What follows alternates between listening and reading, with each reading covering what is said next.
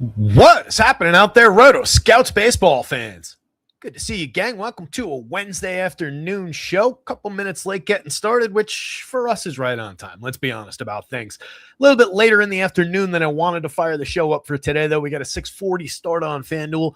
We'll make good time through what's a 9-game FanDuel slate, just a 6-gamer on DraftKings.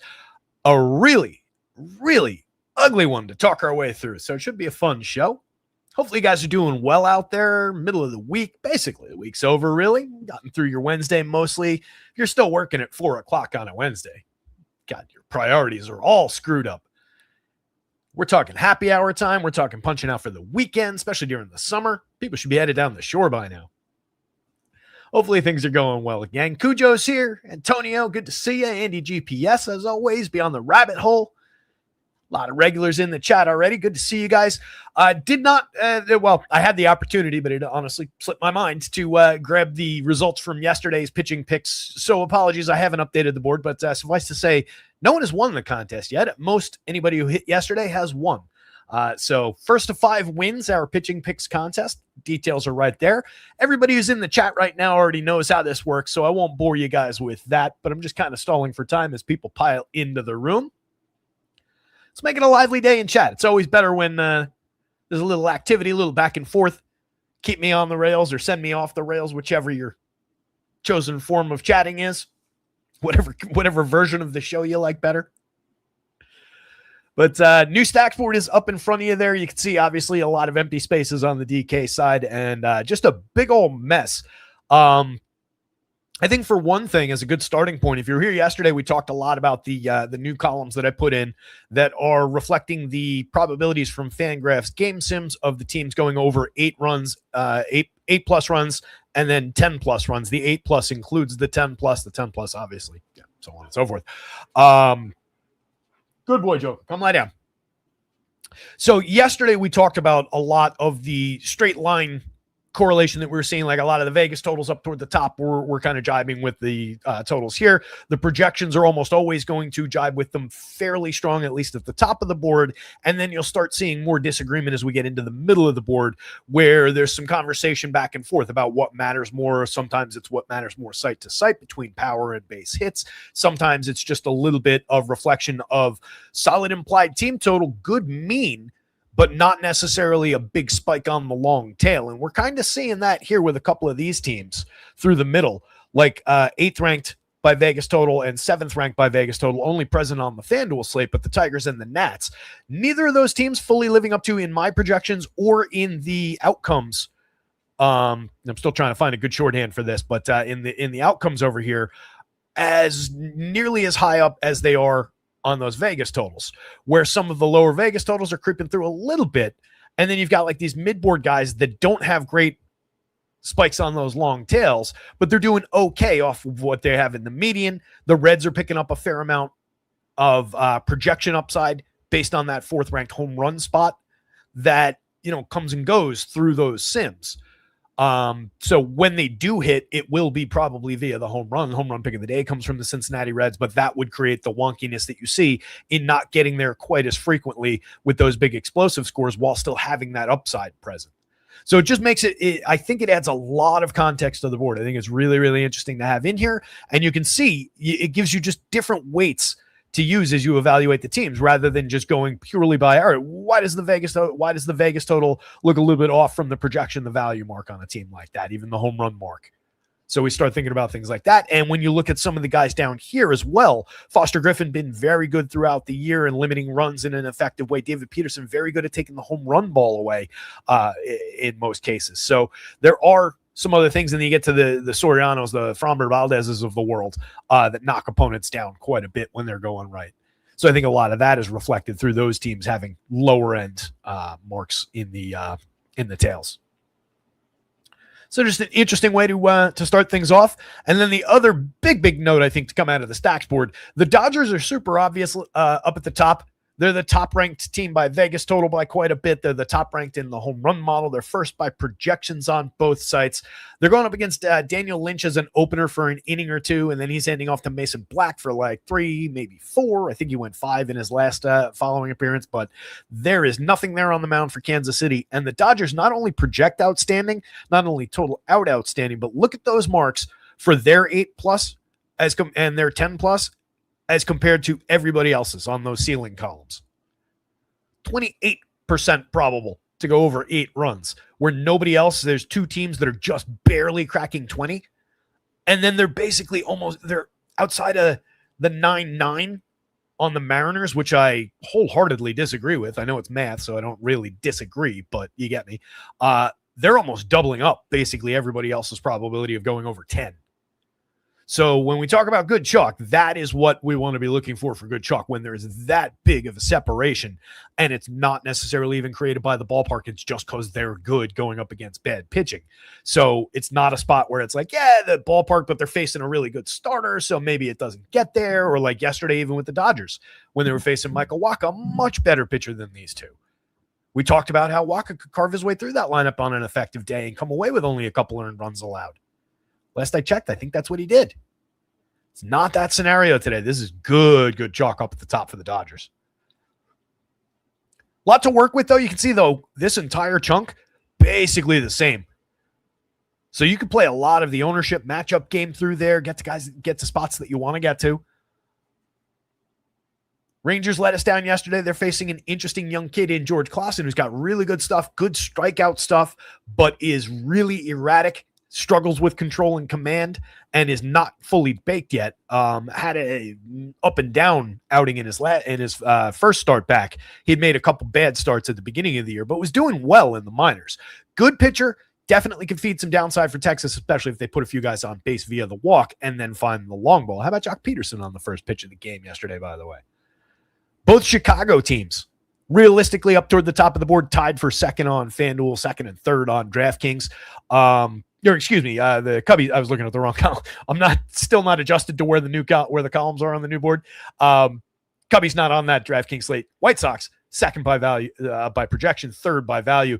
Come up a little bit light by home runs, as do the Rangers today, going up against Rhett Lauder. Clausen, just a small sample there. I fully believe in the Rangers' ability, some of those big lefty bats, to put the ball in the seats against Clausen if they see the right pitch. The Yanks come up as like a mid-board. I didn't love where they land here, but I think it's realistic. It represents a little bit of just the general upside of the still present players in that Yankees lineup, who are all, by and large, very good. Yankee Stadium, the up and down nature with which Bryce Miller has pitched this season. He's been outstanding, had a really strong stretch, and then is kind of falling apart on the back end of it. So which version of Bryce Miller are we going to get? You can see he's having an impact, I think, a little bit on the Yankees' probability, only slightly by comparison to the rest of the teams not named the Dodgers, but slightly on their tail. But they draw the 6th highest Vegas total, obvious for home run upside from the Yanks, and that was coming through the Fangraphs game sims in a big way. A lot of red on that board in Yankee Stadium against Bryce Miller. The Mariners on the other side of that game also rank out well. They pull through my projections just fine. They're second by value on DraftKings on that shorter slate, which I think is crucial. 7th by home run, perfectly fine.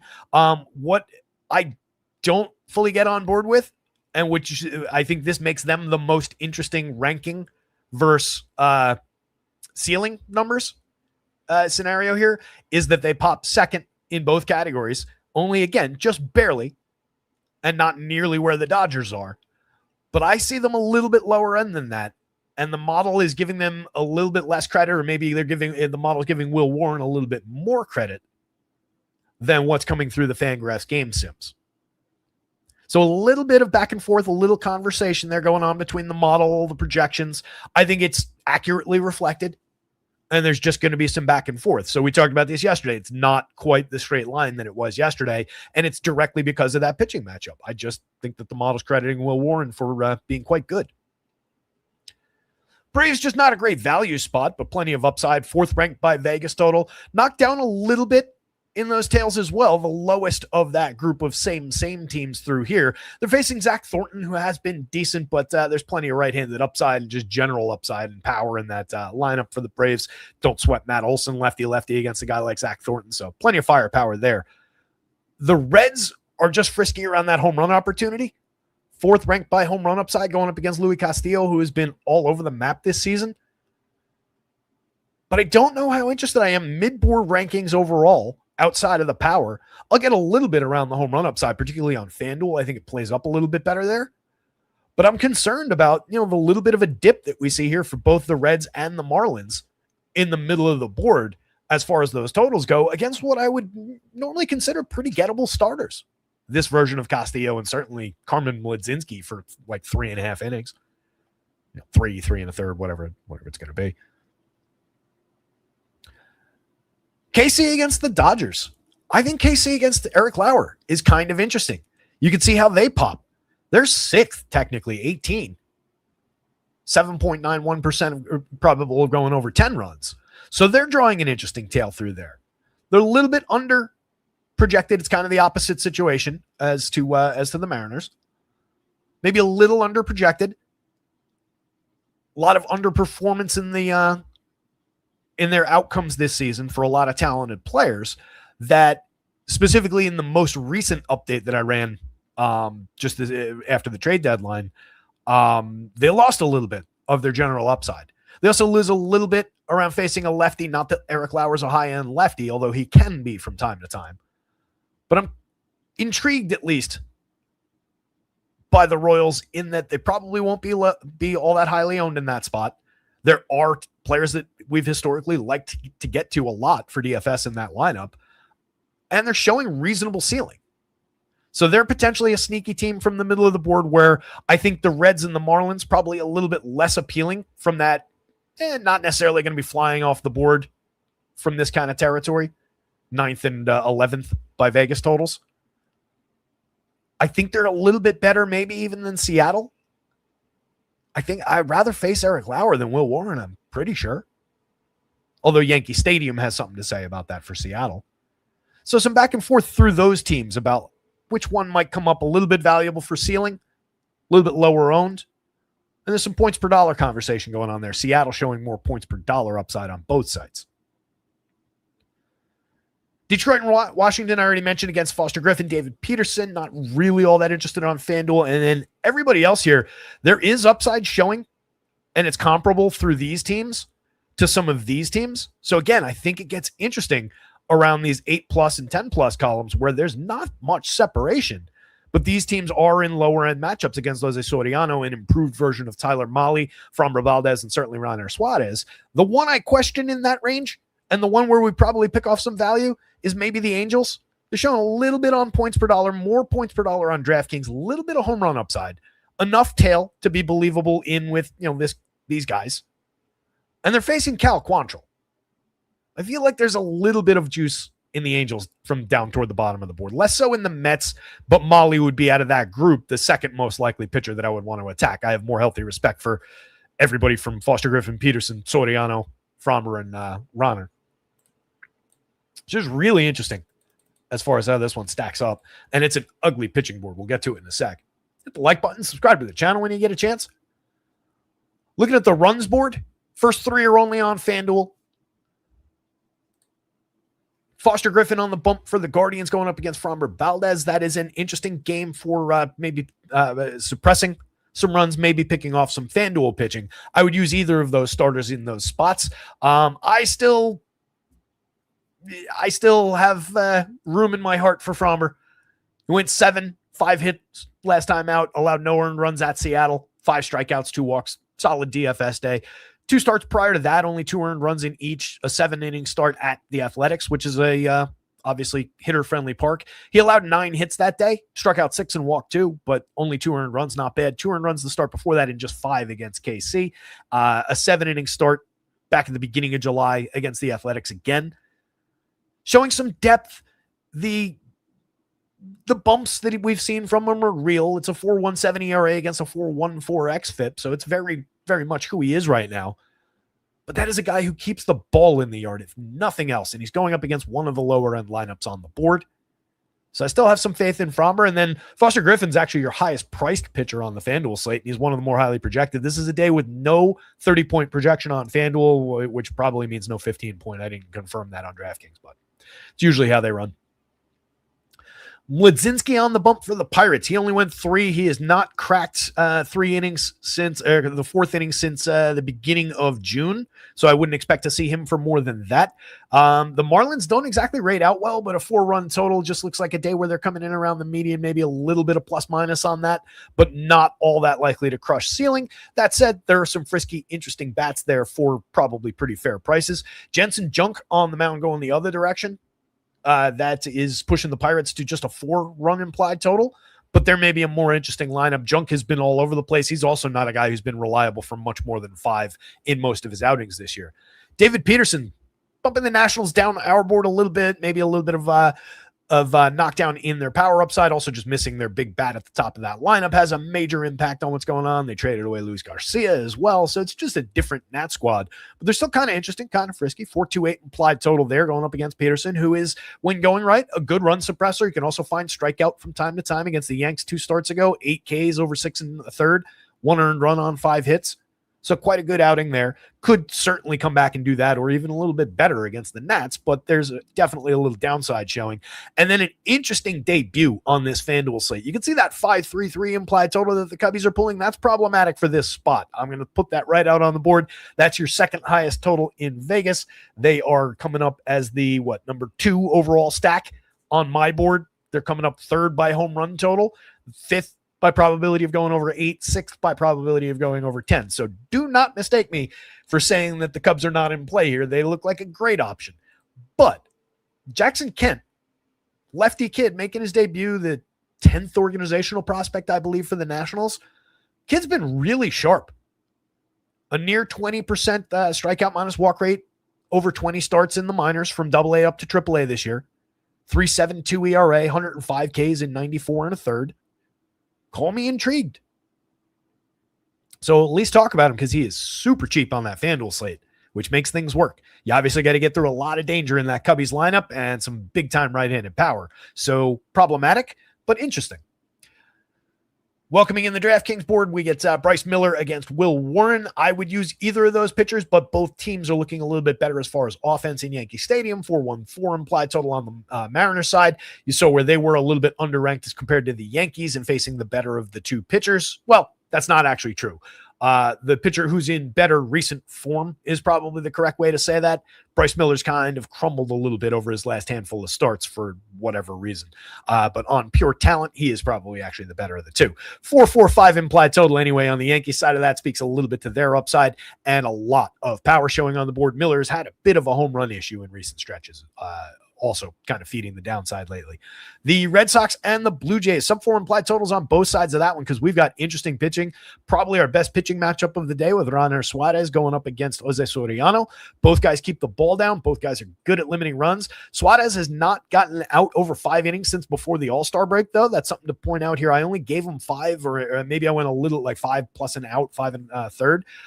But just a little bit of limitation there maybe has a little impact on his ceiling. And also facing that low strikeout, put the ball in play, heavy contact Blue Jays team speaks to a lot of ground balls. Nice, efficient outing is definitely in the cards for him. But on the downside of that coin, there's a lot of base hits that could be present there in a short start, which starts to chip away at your potential upside and even your mean. Soriano on the other side, a lot better for depth in his usual outings. He's been lower end through the second half than he was in that outstanding start to the season that he had, which is now ancient history. But when we look at that, he has not given up more than 6 all season. He gave up 6 once. He gave up 5 twice. He gave up 4 once, and everything else is below that. In his recent outings, he hasn't given up more than 3 earned runs since the end of June.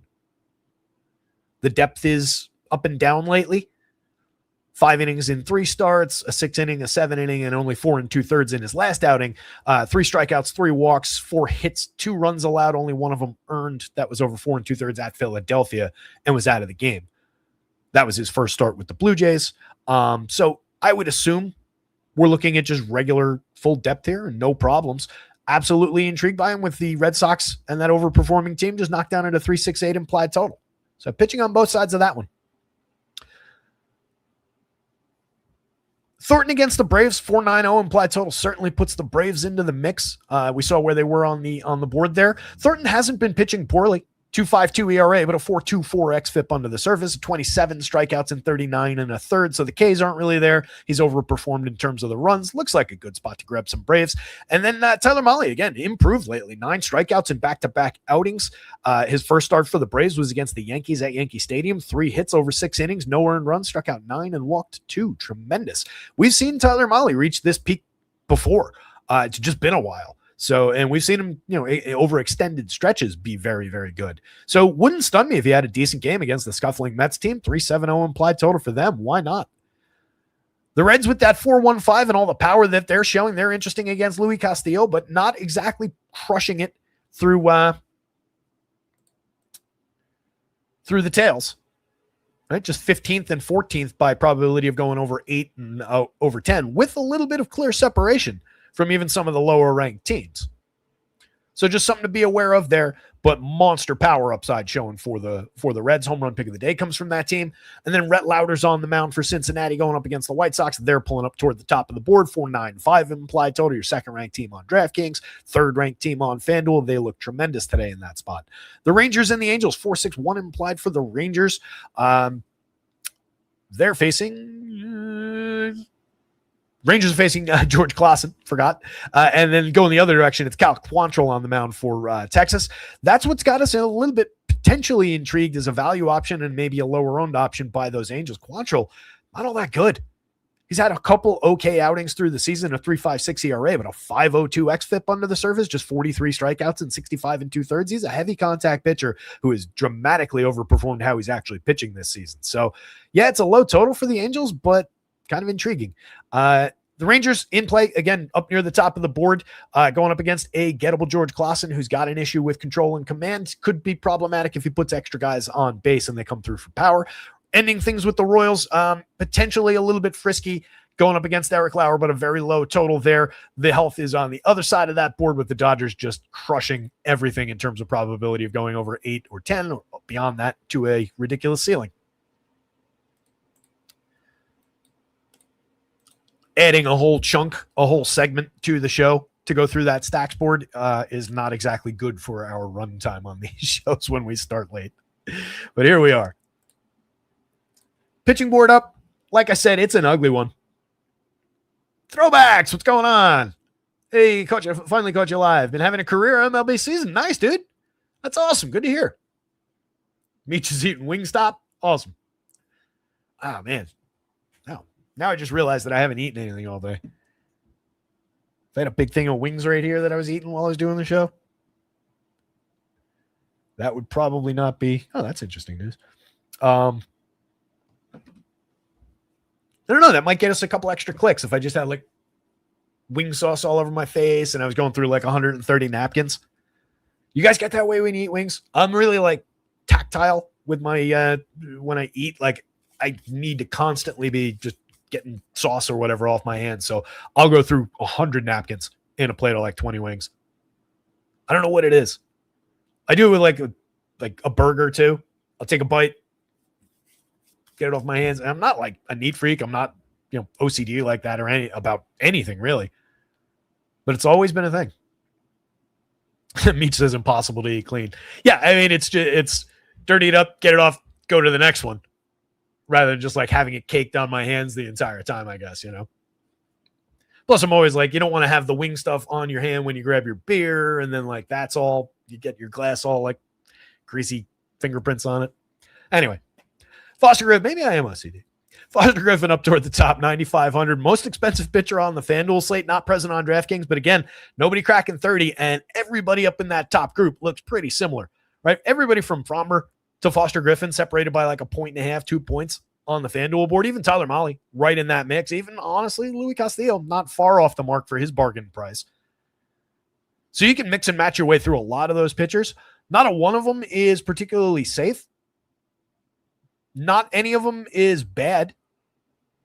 Each of them has had their up and down moments through the season. But there's not a one guy in here with everybody coming in, especially those top three, at basically the same FanDuel price, same projection, similar type matchups. There's not a one of those guys that really leaps out at me as like, that's the guy to be pushing here.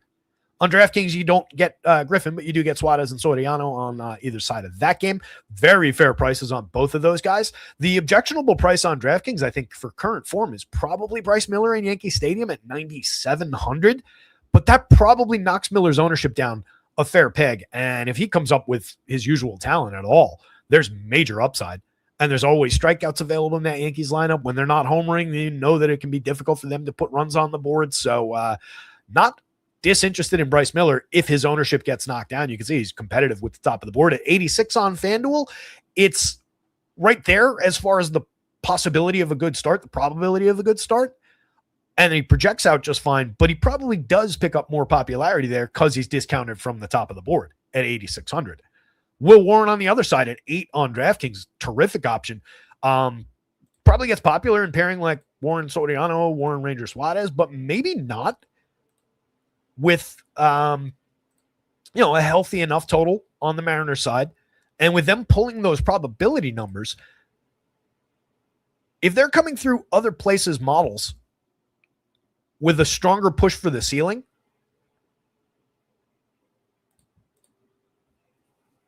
then maybe that tells people to go away from Will Warren a little bit more, if they're getting higher ranked. So either way, even with some popularity, that's a perfectly fine play.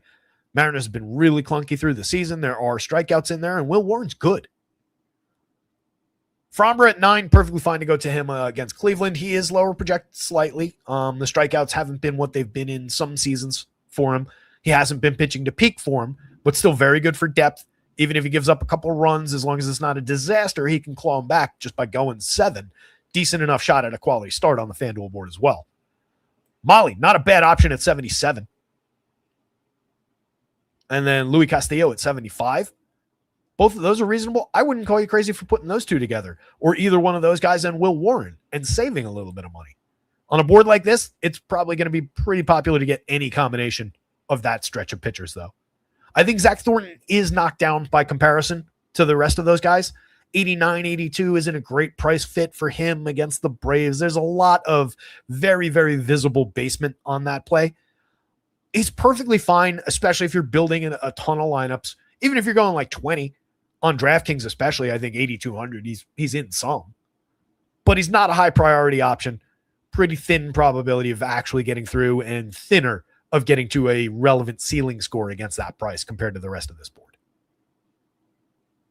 I'm not disinterested in Clausen at 6,000 on DK. 62 on FanDuel. I am skeptical about his ability to book the quality start, but that is a nice price discount. It's basically the coin flip between, do we find a couple Ks or do we put a couple guys on base via the walk?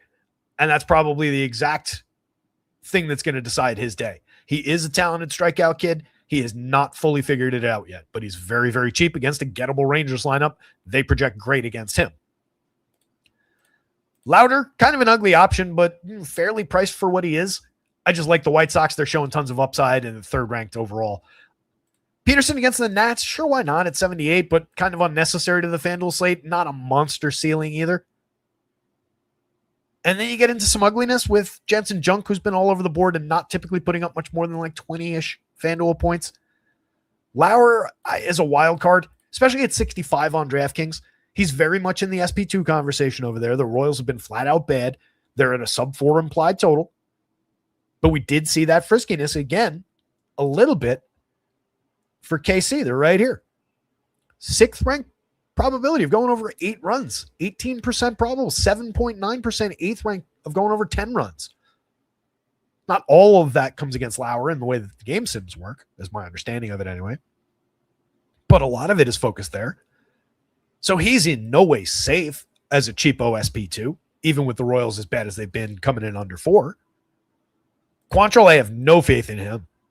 Every now and then he'll get up a good start and he can pitch deep into a game, but pretty low strikeout, pretty high contact. Even against a heavy strikeout, low-end squad like the Angels, I really don't like that spot, but he is in the bargain bin. He is a value dart on DraftKings at 62, no question. Wouldn't play the Royals opener follower situation at all. Wouldn't really be interested in Mlodzinski for 3 innings on FanDuel. I don't think there's any value in that.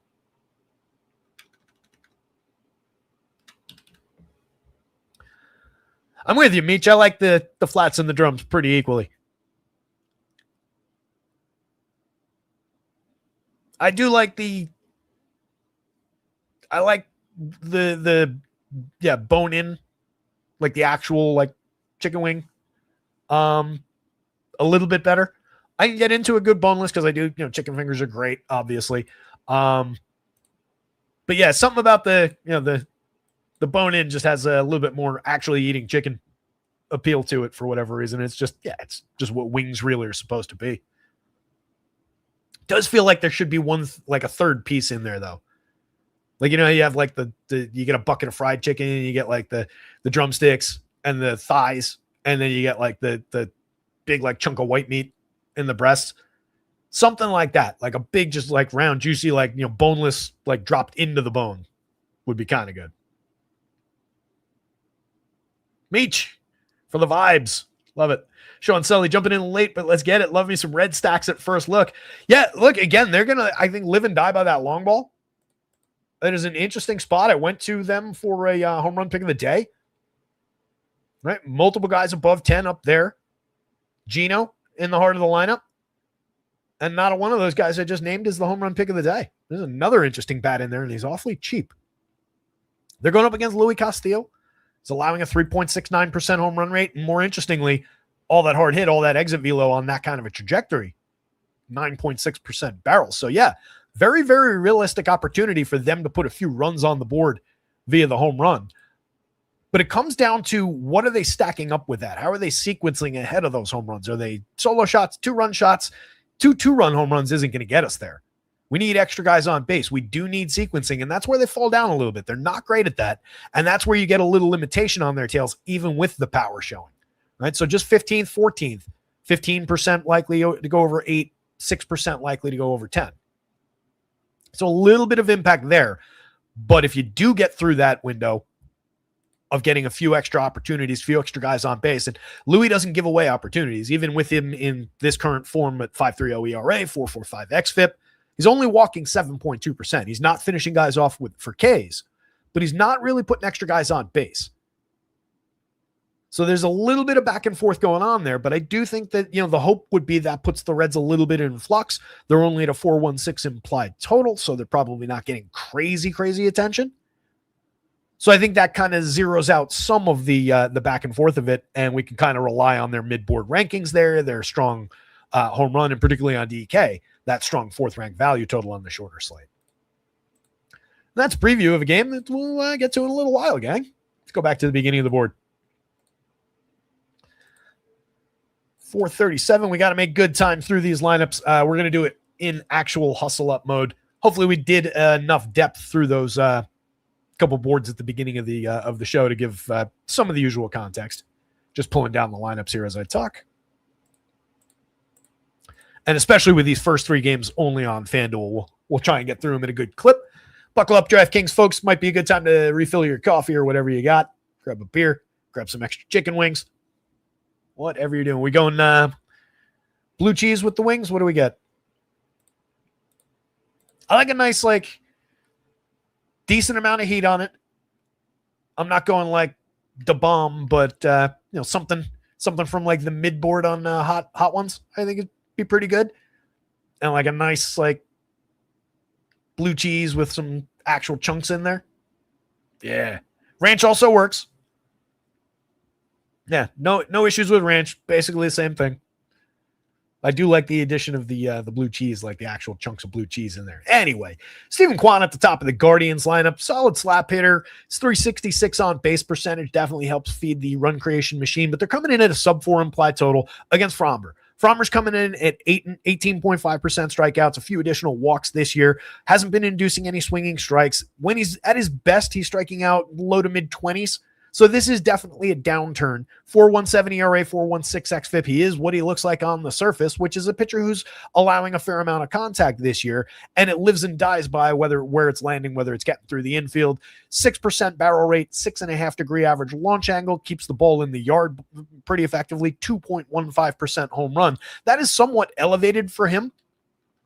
Last year, it was just 1.87 on a 2.7 degree average launch. The year before, 1.85 on a 0.4, and so on, going back in time down to a -5 degree average launch, I think, one year.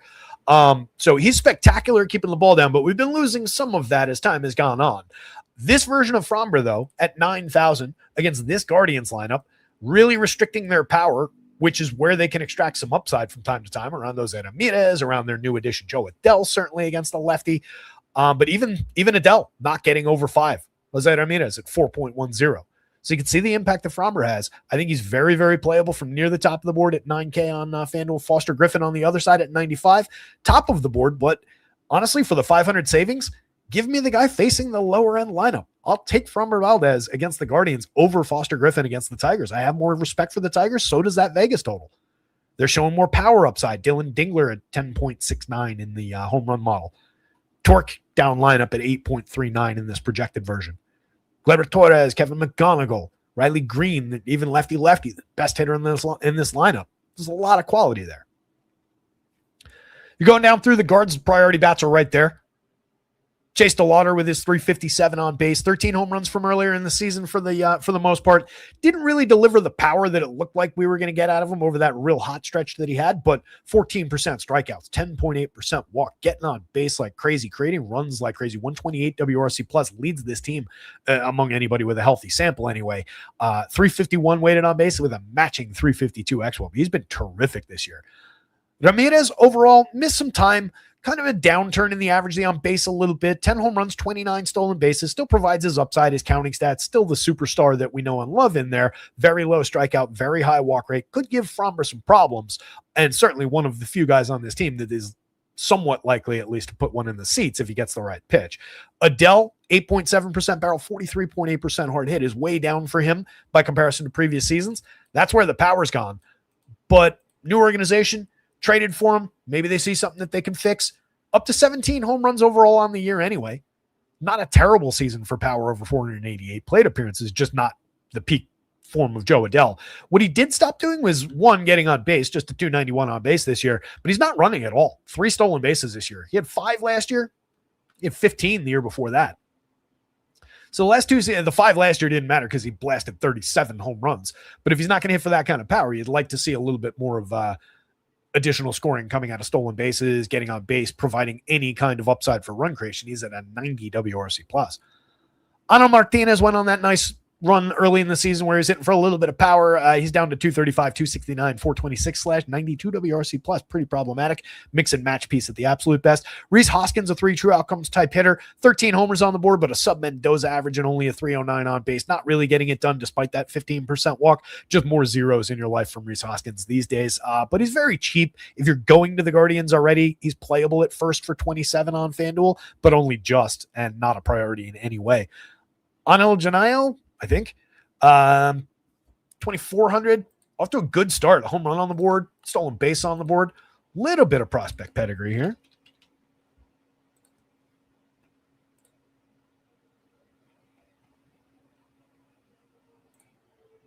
Oh, I figured out. Remember the other day when I was saying, what was it? I was Levis Basabe from the Giants. And I was confused. It was Orlevis Martinez, what I was confusing him with. Once upon a time, reasonable upside. Yeah, top Guardians prospect. Overall, 11th ranked in Fangraphs prospect rankings coming into the season. In the minors this year, 13 home runs, 11 stolen bases, 300, 401, 474, a 133 WRC plus. Very low strikeout, high walk rate. Kid's a player. So that's an interesting piece if you're going to the Guardians from 2,400 at shortstop. Considering that we're going for a FanDuel format, I know I said I would do this quickly, and I am not, but I got intrigued around the cheap piece there. I don't mind putting that kind of a talent at short either. I'm not usually looking to pick off value play at short, but that kid's good enough to justify it. And then I think you would just probably go straight line through there. And that brings us just to 3,000 on the nose, 12,000 total for your 4-man. That's not bad. If I'm going to attack Fromber, that's not a bad angle from which to do it. But I don't love the upside. You do get a couple switch hitters in there and a righty with only DeLauder coming from the left side against Fromber here. But he just doesn't typically get blown up all that often. Doesn't lead to a lot of high-end performances. Guards, second lowest ranked on the projections board. I will point out, though, 13th across the board in terms of going over 8 or 10 runs, and basically the same as all of the teams in yellow and orange until we get to the deeper orange. On the Tigers side, very interested in Gleyber Torres if we're going to this team. 3,300, fully priced Gleyber. He's getting on base at a 371 clip, guys. 339 weighted on base, just a 322X under the surface this year. He's lost a little bit of premium contact, down to a 31.5% hard hit rate against the 39% last year with more barrels. But he's extreme low strikeout, tons of walks, always getting on base and setting the table for the guys that follow, like Kevin McGonigal, like Dylan Dingler with all his power. Interesting bats there. McGonigal, just a tremendous year over 519. He's creating runs 36% better than average player by WRC Plus in his first season in the league. 288, 391, 431, 12 homers, 11 steals. What's he not doing? 3,400, honestly, not expensive enough. Love him at third base. 26 on Hei-Yu Lee at second base. If he's hitting third, sure, why not? Kind of an option. 6 homers, an adequate slash line. Needs more on base in there. Needs to hit the ball with more regularly high-end contact and or draw some more walks to improve some of those numbers.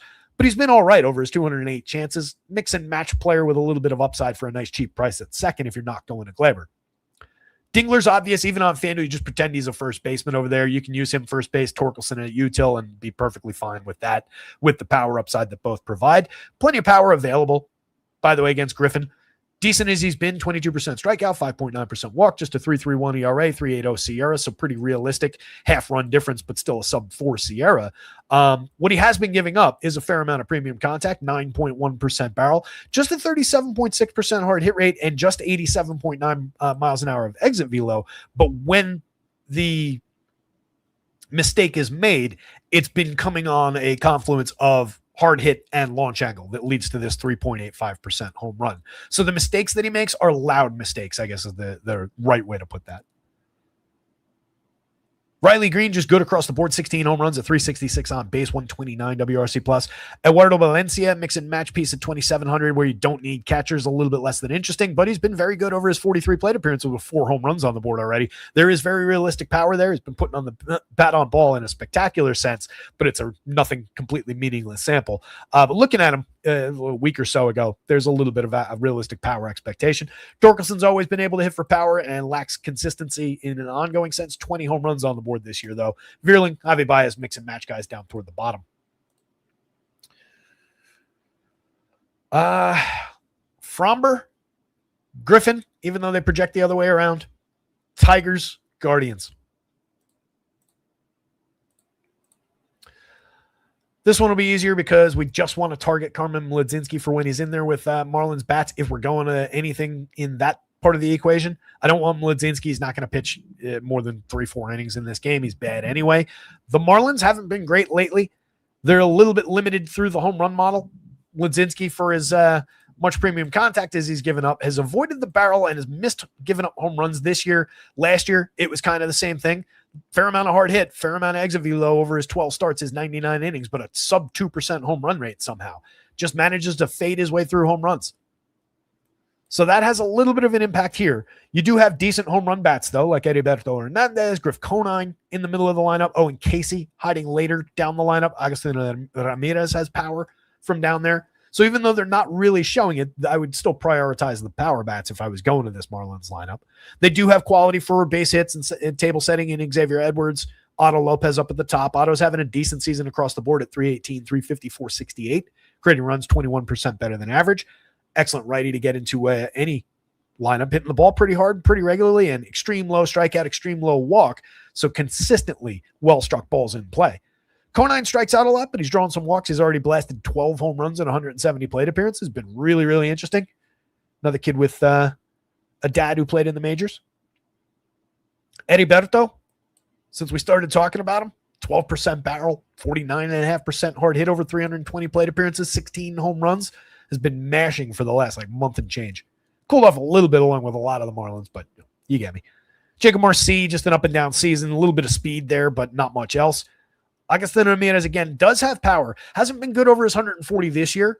Last year, he hit 21 home runs in 585 plate appearances. So let's not forget the power upside that comes with that catcher option. You don't need him on FanDuel, but he's very playable because there's not a go-to guy that requires a first base share from this team on FanDuel, and he's only 2,500. Casey's solid outfielder, 14.6% barrel over 272 plate appearances is very appealing. The 12 home runs are pretty real based on that. It's just everything else is pretty lacking. So no consistency, but one good batted ball event is all we need. Leo Jimenez, Joe Mack. Mack solid for power as a cheap catcher option, but we don't need the catcher spot. Similarly to Agustin Ramirez, you can play Joe Mack on FanDuel. What you probably don't want is both those guys occupying first base and util. On the Pirates side, they're going up against Jansen Jung, who's been okay. 4.63 ERA of 4.63 ERA, 4.36 xFIP. Bounced off my brain, weird. 17.7% strikeout against the 6.6% walk. What we liked about Jansen Junk in a couple spot starts early in the season was he was above average pretty effectively across all the plus categories. The stuff has come back to earth a little bit. It wasn't outrageous. It was like 102, 103, somewhere around there. But with the location and just the overall, it was kind of appealing and intrigued. Then he succeeded for us in a couple of DFS spots, a couple of streaming full season starts against a Pirates team that has some strikeout, but not showing through in this version of the lineup all that much. Coming in just a 4-run total. At 76, he's loosely on the board, but he has so lacked any kind of ceiling through the season that I'm really reluctant to use him, really reluctant to recommend him. I think he's good enough to succeed in this spot, but I think the likelihood that he does is pretty low, if that makes any kind of sense. Hopefully it does. Pirates bats against, though, with all that in mind, where are they? 6th, 5th, 9th by home run, though, 12th by Vegas ranking. So, yeah, they've got that nice spike on the tail, but it is very similar to a lot of these other squads in there. They're still missing their big thumper in O'Neal Cruz. They've been an effective offense through the season, but they've been in a bit of a tailspin as far as winning ball games goes. Really need to turn things around in a hurry. They've got some interesting bats like Esmeralda Valdez, who's just had all the power in the world since coming to the show. 14 home runs and 200 plate appearances. Brandon Lau, excellent option on any given slate at second base for all his power upside, particularly against a righty who allows a fair amount of exit velocity, hard hit rate. Just a 3.43% home run rate, but 90.2 miles an hour of exit velocity will get it done on a 14.8 degree average launch. Jake Mangum's just a quad A type player. He's having a good year. He's getting on base and setting the table with a 351 on base. But you can see that comes off a 328 weighted on base, which is only barely above average against the 290 xWOBA. He does have the speed to consistently defy xWOBA, at least to some degree, but I don't think it's to this degree even if you gave him another 200 plate appearances through the end of the season. He's been overperforming, but in a stack, he's playable here. He's reasonably priced. There's no tax on that. You get a stolen base bonus, couple runs scored, you're in business. Brian Reynolds is a very real piece at 3,300, 15 home runs, 266, 376, 439. An outstanding return to form for Brian Reynolds this year. And then the always underrated Spencer Harwitz. If I'm going to this team, I'm interested in Harwitz. I don't love the fact that he's only a first baseman. I liked him a lot better when he used to have multi-position eligibility. But 10 home runs and 325 chances. A 354 weighted on base against, admittedly, a 329 xWOBA. He's not a 354 type player, but he is a good, well above average player who is low strikeout, fairly consistently high walk rate, puts a lot of balls in play, and if the Pirates go off, is going to see some opportunity hitting cleanup. If there's any kind of success ahead of him in this lineup, which is going to drive any kind of success that the Pirates would have. So to me, Harwitz is kind of a linchpin in stacking the Pirates today.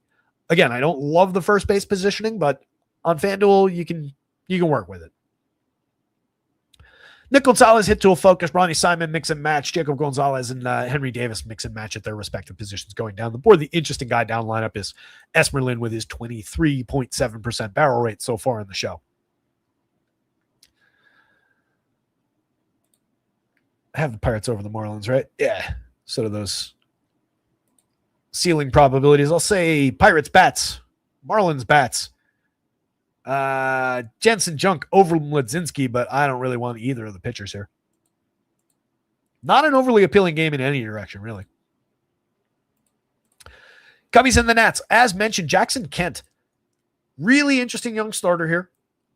Finding success on his way up from AA through AAA over the course of 20 starts this year. 3.72 ERA, 105 Ks in 94 and a third. He's allowed 11 home runs to 386 hitters. Perfectly fine. I'm intrigued. He's only 6,500. The Cubs come in at the second highest implied team total in Vegas. They're drawing great numbers, basically across the board for ceiling, for home run upside, for everything. They're second ranked in my projections, seventh by points per dollar. There's nothing in the world wrong with going to Cubs bats here. They look very good. Two guys above the magic number, a bunch of guys closing in on, 2/3 of the way there. Tyrone Taylor at the bottom of that lineup now is frisky. Against the lefty, Tyrone Taylor's always got a little bit of upside, put a barrel on the ball. We'll get to him in a second. But yeah, this is a uniquely cheap price on FanDuel. And I think we can maybe find some strikeout potential with the kid. And he manages to keep the ball in the yard, manages to not put guys on base in his first major league outing. I think we got a fair shot at an okay start.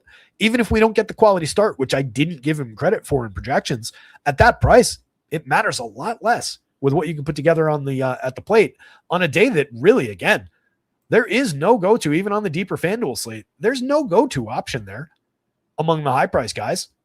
So why not save $3,000? It buys you a full hitter. In a few lineups, I think that's worth doing, at least once. Peterson on the other side, going up against the Nats with no James Wood up at the top. It's just a different lineup. No Luis Garcia anymore either. So it's just problematic. He also suppresses power in a big way, 2.31% home run rate. He does allow a fair amount of hard hits, but it's a low trajectory hard hit, 45.9% hard hits on 90.6 miles an hour of exit velo in 30 starts last year, 89.4 miles an hour of exit velocity, 41.5% hard hits, but only a 7.6 degree average launch this year. Again, sub 2% home runs last year, a little bit higher this year at 2.31, but in no way problematic. He allows a lot of contact. He's fairly low strikeout at 18%. He walks a few too many at 9% when he goes sideways. 5.35 ERA on the season, but a 4.18 xFIP is something to target. Interesting enough starter against the diminished version of the Nats. Sure, they do have some guys that succeed against left-handed pitching, though, like Andres Trapado, who's going to be plugging in at in the 2 spot in this lineup. He's got a little bit of power in the bat, can find a good piece of contact against the lefty. 12.3% barrel and 49% hard hits. Definitely interesting there. Dylan Cruz from the right side also can put good wood on the ball. He's hit 10 home runs, stolen 7 bases in an otherwise completely inconsistent season. It's ludicrous to have him leading off, but here we are. Brady House, another righty with a little bit of thump, 11.9% barrel for him. Look at all the barrel rate out of those first few hitters, even with no James Wood. And these are reasonable samples. Not for Harry Ford. 46 plate appearances for him. 2 home runs on the board for Ford. Low end slash line. The star in the lineup remains C.J. Abrams. 4,000 on the FanDuel slate. 29 homers, 22 stolen bases. Even lefty, if you're considering a C.J. Abrams one-off, I'll throw into the mix that the 5.54 is nowhere near where you would normally see him in the home run model against guys who allow a little bit of more fly ball. But if anybody's going to find one, he's one of your very likely candidates. Pinckney, Young, Lyle, Nunez down the lineup. Nunez just good for a little bit of contact and speed. He's stolen 40 bags in 396 plate appearances despite getting on it just 315, but has no actual hitting skills. Lyle against the lefty, meh. Jacob Young is maybe interesting. From the right side, he's hit 10 home runs. He's also stolen 13 bases, little power speed combo. But again, a fairly low-end spot if you're going down toward the bottom of the Nationals lineup. You want to live up here with the righties and C.J. Abrams. The Cubs side, if you're choosing to attack the rookie, not a bad idea with them showing that kind of a total and all that power. If you roster Jackson Kent in a FanDuel lineup, I would say it's definitely a good idea to hedge it in a different lineup with a Cubs stack. PCA looks terrific up at the top, 13 in the home run model. He's hit 27. He's also swiped 30 bases. Monster season underway for him. Nice to see him get fully back to form after that weird, dip over the end of last year, the beginning of this year. It's been, he's been on form for most of this year now, but just remains nice to see, especially combined with what he does at the plate, with what he does in the field. Tremendous player. Seiya Suzuki, 12 in the home run model, monster power upside out of him, 10.4 in the 10.4% barrel. He's hit 20 home runs, 271, 362, 479. Nice consistent slash line, part of the run creation engine, even when he's not homering. A lot of upside there. Alex Bregman, a 341 on base. a reasonable season. If you take the name off of it and you just say, hey, this is a cheap third baseman that's in the lineup basically every day, that's not bad. Those counting stats are decent. That's a good on-base percentage. A 105 WRC plus is okay. It's just not what you would expect knowing that it's Alex Bregman. Carson Kelly's a good catcher piece, 27. It's a shame he's not available on DK. Michael Busch, lacking for power output, 14 home runs on the year, but getting on base at that 354 clip. He's been doing this basically all season, just a different hitter this year, but not a bad one. 112 WRC plus, still very, very interesting. Lefty, maybe against a good lefty, or a potentially good lefty, a young, unproven one, maybe knock down a peg. Nico Horner, looking more mix and matchy over the course of this season. 7 homers, 19 steals, 262, 323, 367. Nothing special about that, but a good player under the surface. We're hoping he reemerges at some point. Ian Happ, a lot of strikeouts, but also a lot of power. 20 home runs on the board. 327 on base. We expect more from Happ against that 12.9% walk. Not finding a ton of success on batting average on balls in play this season, but plenty of upside any given slate as far as DFS concerns go. Same thing with Dansby Swanson, 17 homers, 16 stolen bases. Had that one monster week that changed some of those counting stats a little bit. Overall, an ugly slash line this year, just a 91 WRC plus, but a very good player for DFS, just rolling the dice at a cheap shortstop price going up against a left-handed rookie. And then Tyrone Taylor, again, very capable at a cheap outfield price, $2,600, of going deep against a unproven left-handed rookie. There's nothing wrong with, honestly, just like taking a really cheap angle on the Cubs' bottom end with those 3 guys. Realistically, this does go Cubs bats, Nationals bats. Now I'm becoming over-reliant on the stacks board. You know what? I'm going to say David Peterson over the Nationals bats. He doesn't look great. I don't really want him on FanDuel at 78. I don't think it works great, but I think I would rank him a little bit higher than the Nationals, just with the reduction in that lineup and the potential to take power away. And then Kent, as intrigued as I am by that price, I would say is probably the bottom ranked thing in this game. Welcome in, DraftKings. How are we doing, gang? Hap out? Well, don't play him then. That diminishes that spot a little bit. Since we talked it all through, let me go back. 5 o'clock. We got time. 6 games to get through. We'll be all right. We've got to go back. Who was quoting Lost to me the other day? I keep threatening myself. At some point, I'm going to do a Lost rewatch.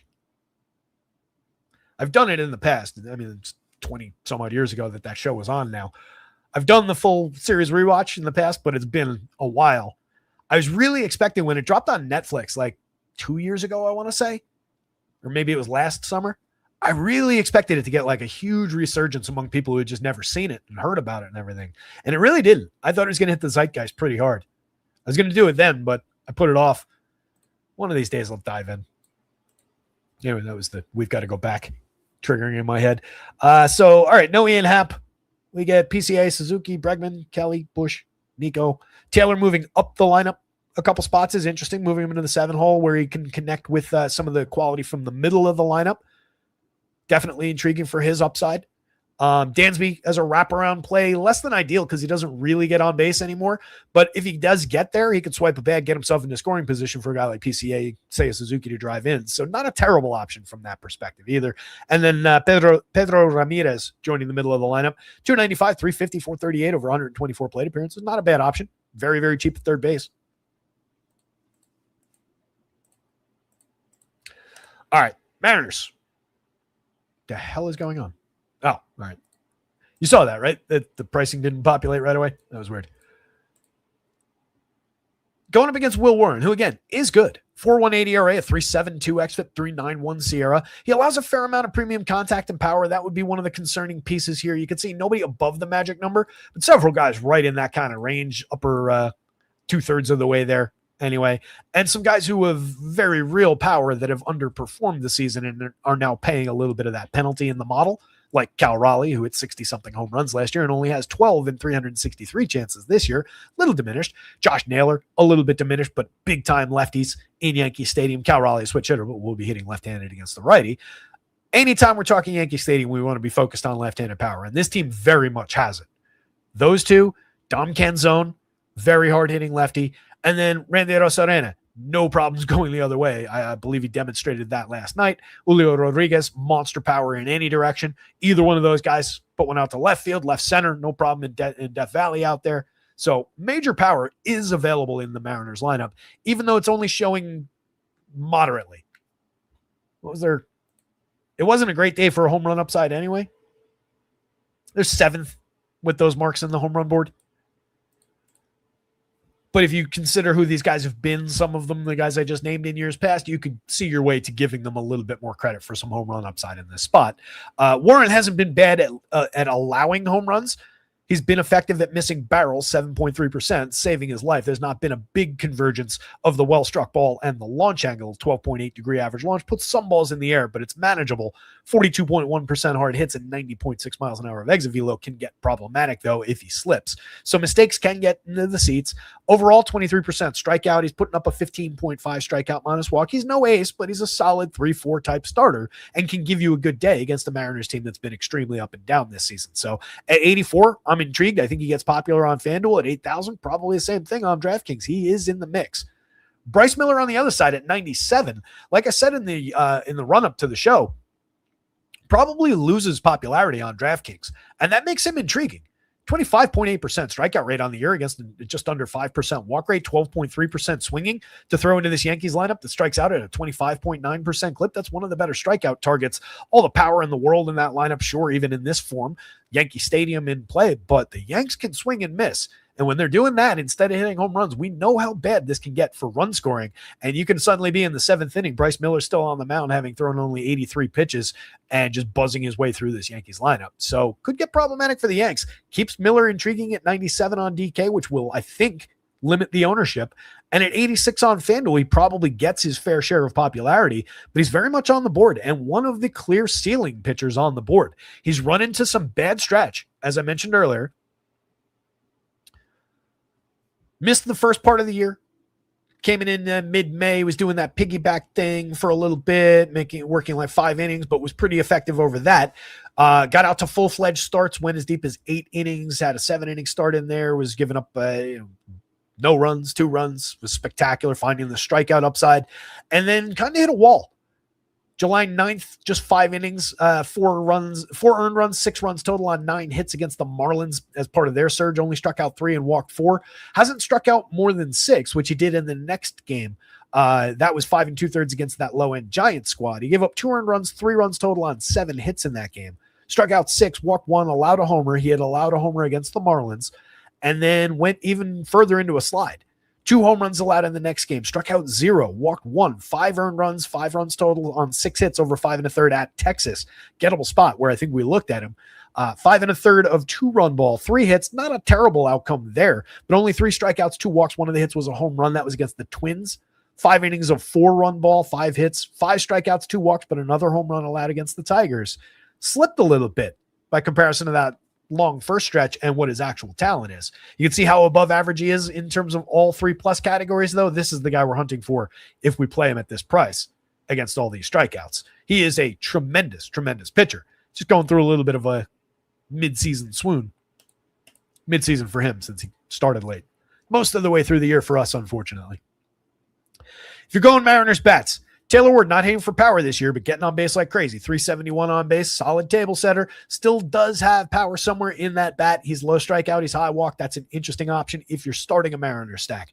Cole Young, just a mix and match quality infielder, but a lefty in Yankee Stadium that would be probably lower owned than most of his left-handed teammates at a key position at second base for 28 on FanDuel, 33 on DraftKings. Very, very playable if you're going here. Not a reason to go to the Mariners, though. Arozarena, star caliber talent with a lot of power in that bat, 20 steals, a 368 on base, carrying this team all season long. He's been spectacular. Dom Canzone's only 3,500 in Yankee Stadium somehow on DraftKings. Take advantage of that, guys. Even as just like a one-off, that's a great opportunity. Dom Canzone's got a 13.3% barrel rate, a 45.8% hard hit. He's hit 18 home runs and only 348 chances. And nothing about this is unique or exceptional to this year. Look at Dom Canzone's numbers over the past few seasons for premium contact. Double-digit barrel rate is common. 50-ish% hard hit, mid-40s% hard hits. This is just who Dom Canzone is. He's just getting a little bit more of an extended opportunity this year, playing against some more lefties this year. Last year, he went 300, 358, 481 with 11 home runs and 268 chances. The year before, low end as far as that slash line goes, but still managed 8 home runs in 188 chances. Year before that was limited in 182 chances, but still put good wood on the ball. So this is him fully realizing the level of contact that he has always made. And it's just another step in his ongoing improvement. Really, really interesting player in Yankee Stadium, just with that short porch and play in right field. And a pitcher who, again, gives up a fair amount of exit velocity. These, combined with this, could equal a big fantasy score. The limiting factor could potentially be that Will Warren manages to avoid the exact confluence of circumstances that creates a barrel. Rodriguez at just 45, 34, perfectly fine. We know he's a star. He just never fully has clicked into this season like we've seen him be able to do in years past when he's gotten off to slow starts. But it's another guy. You take the name off the stats, that's an okay year for an outfielder who only costs 45 on DraftKings.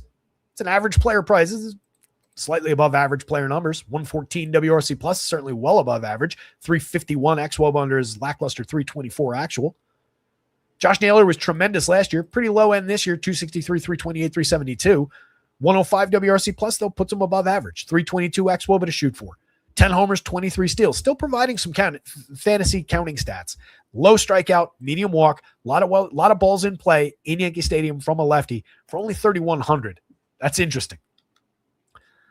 Donovan Moore, a slap hitter, mix and match type infielder, does have the ability to drive one every now and again, but that's not really what you're looking for from him. What he is nice and cheap at a key position, third base, second and third base on FanDuel. Cal Raleigh kind of speaks for himself. Terrible season, but lurking monster on any given slate. And then Colt Emerson should be very good, but just has not been at all at this level yet outside of those 8 home runs. Really struggling to find form, but a very high-end prospect who they have already paid. On the Yankee side, we know these guys pretty well. Trent Grisham, looking good in that leadoff role. I know he's only slashing 216, 310, 395 this year. The numbers are down over 394 plate appearances off some missed time, but he's been decent in a solid run lately. He's been hitting the ball very well. 10% barrel, 45% hard hit. The hard hit rate's right in line with where he's been the last few years.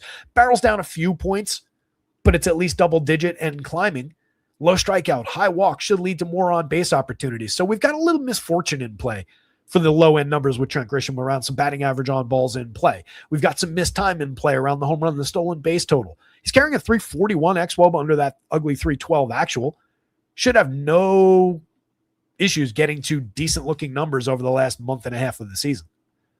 Ben Rice at 59, 37, 32 homers on the year, the highest priority player in the Yankees lineup. Monster lefty to put in play. And you get cheap options around him like Spencer Jones on DraftKings, who hitting third in this lineup behind Ben Rice, directly correlated with Rice and Grisham. He's hit 5 home runs. He had a ton in the minors. Very, very real power upside. Kid's gigantic. Also has speed. 5 homers and 4 steals and 136 in the show. Low-end slash line inconsistency in play. Tons of strikeout in his game. Could get victimized by Bryce Miller on the mound for strikeouts. But if he makes contact, 11.1% barrel, 55.6% hard hit, he has not yet begun to hit for power in the show.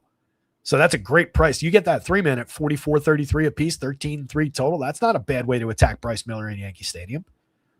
Luis Garcia, 4,900. I hate that he's a positional conflict with Ben Rice on DraftKings because you just want Rice. But to save $1,000, going to Luis Garcia, who has 24 home runs, a better slash line right now on the front end with that average than Rice. Lower end as far as the on base and definitely the slug. Actually, no, the slug is higher. He's got a higher slugging percentage than Ben Rice right now. That's wild. Rice has the higher OPS. Also the higher weighted on base numbers and is the better hitter, the more realistic star. That's interesting that he's out slugging him right now, though. I hadn't caught that. So that's a reasonable enough alternative. It just sucks you can't have them both. FanDuel, you can, of course, have them both. You can get Luis Garcia at second base and then put Jazzy in at third base, which is dynamite. If you don't go to Jazz at third base, you've also got the option to go even further down the price board with Ryan McMahon, pulling in at just 2,400.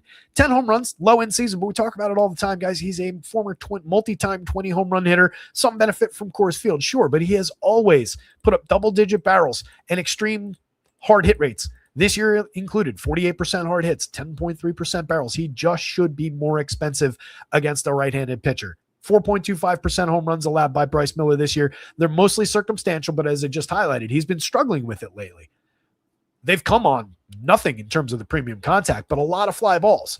This alone could hurt Bryce Miller in Yankee Stadium. Elliot Ramos in the middle of the lineup is only 3,900. He's another guy who puts major bat on ball. He's a big-time power threat. Hasn't hit a ton of home runs this year, just 9 in his 331. He was over 20 last year, though. Major opportunity for the kid to really prove something here playing for the Yanks now. Nice and cheap in the heart of that lineup. Jazz has had a disappointing year, but the counting stats are still there. Still a star. Easy to reach at these prices. Just did McMahon.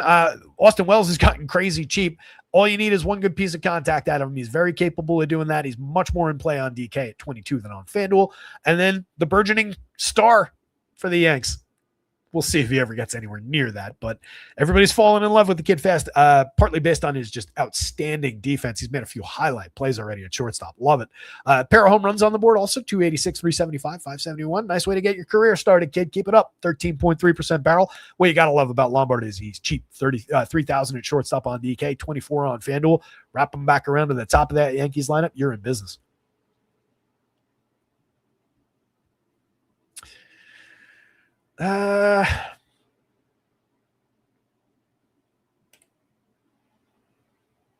With apologies, Yankees bats.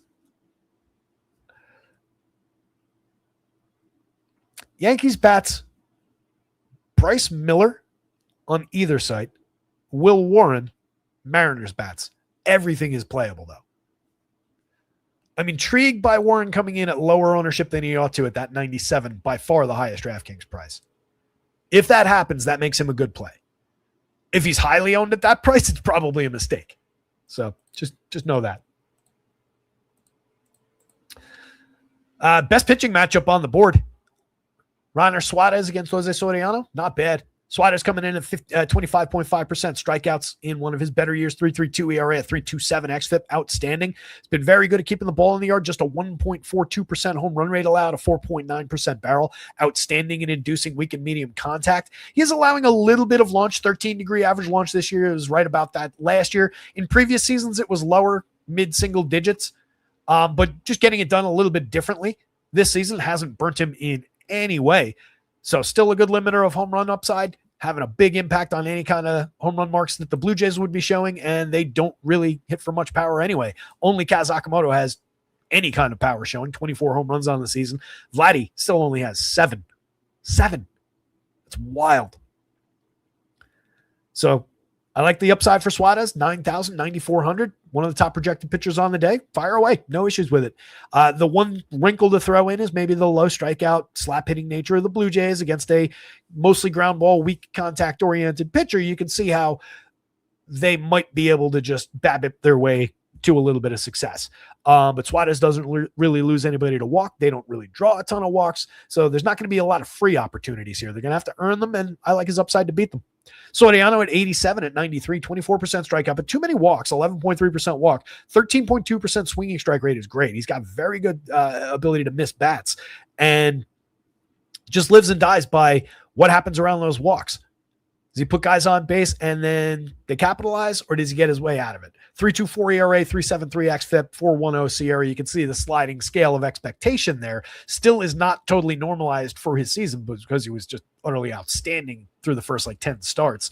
But if nothing else, has always been good at keeping the ball in the yard, inducing ground balls, inducing relatively medium contact, let's call it, but keeping the ball down is the name of his game. And when he finds strikeout upside and doesn't put free passes, it doesn't give out free passes, he can be outstanding. This Red Sox lineup, there are some walks in there, 9.3% collective walk rate with a few double-digit marks that are ruined by a few very low single-digit marks. There's not a ton of strikeout. Soriano's good enough to find a few, but this is going to be another collision of BABIP-focused players against a put-the-ball-in-play kind of a pitcher. So there is a lot of rock and hard place, rubber meat road, whatever you want to call it, going on in these two matchups. But I do tend toward the pitchers on both sides. I believe in both pitchers, and their just attributes lead us toward lower end scoring for DFS. You can see that. There's Boston. They do pop a little bit for tails. And then Toronto, the bottom of the board against Suarez, just because they've been bad. Boston's at least been good for 2 months, overperforming for 2 months. So they are showing a little bit more friskiness around the long tail there than they are through the median or through the home run model or the Vegas total. 17th ranked by Vegas total, but 10th best probability to go over 8 runs, 7th best to go over 10 runs. If you're going to that Sox lineup and that 368 implied total, I don't like it, but sure, go for it.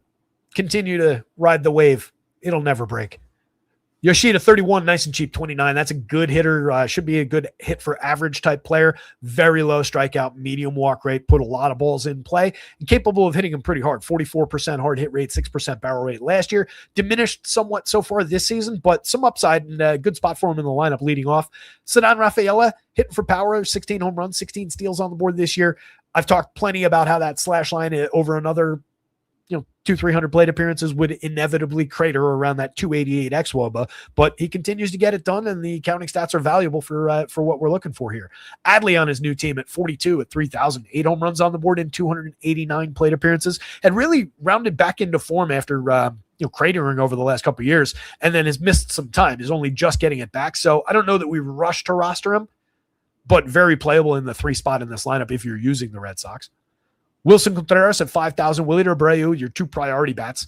51 for Willier. 36 and 3,400. Perfectly affordable for those talents. Those are not high prices for how good those guys have been this year. 23 and 21 home runs. The big run creation machine in the heart of this lineup. Without those 2 guys, this is a nothing team of mix and match players. That is what the Red Sox are. Caleb Durbin, mix and match level. Andrew Monasterio. Nick Sogard. Please. Come on. Durbin, as much as he surged a little, I proved it the other day by comparing him to Ernie Clement. He is a lower end version of Ernie Clement. If that's what you're looking for, go for it. There he is, 3,200. He's overpriced. 3,800 on DraftKings is fine. He's not expensive over there.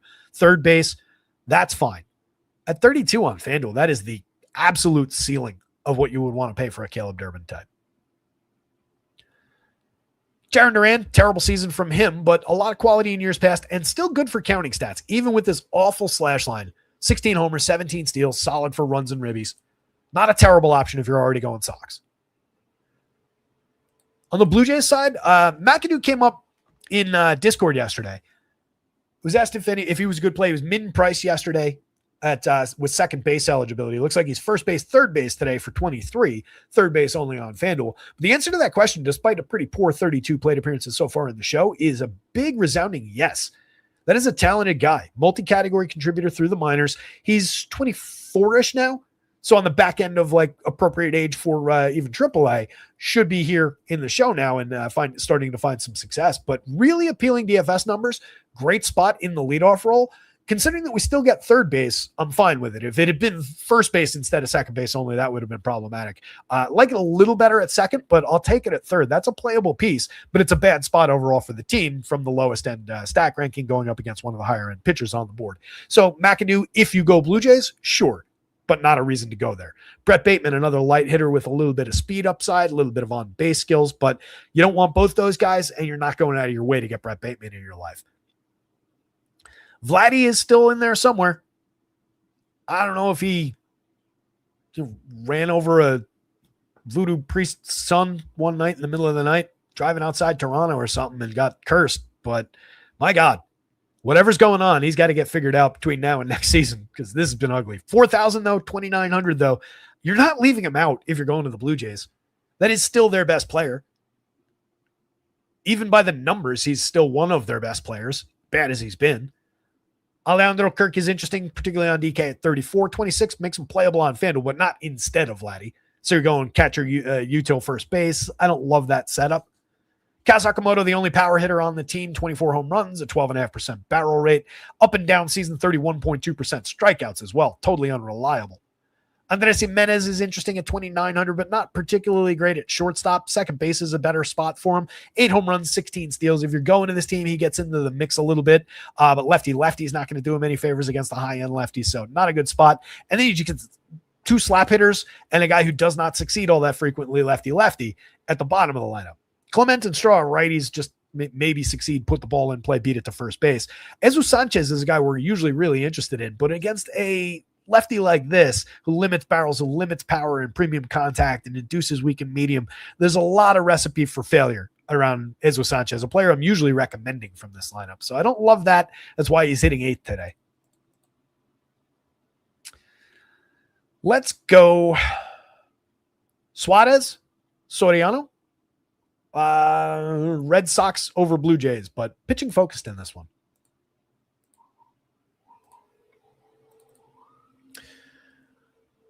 Andy kind of likes Seattle on FanDuel. Yeah, look, again, it's believable with all the left-handed pop that should be in that lineup.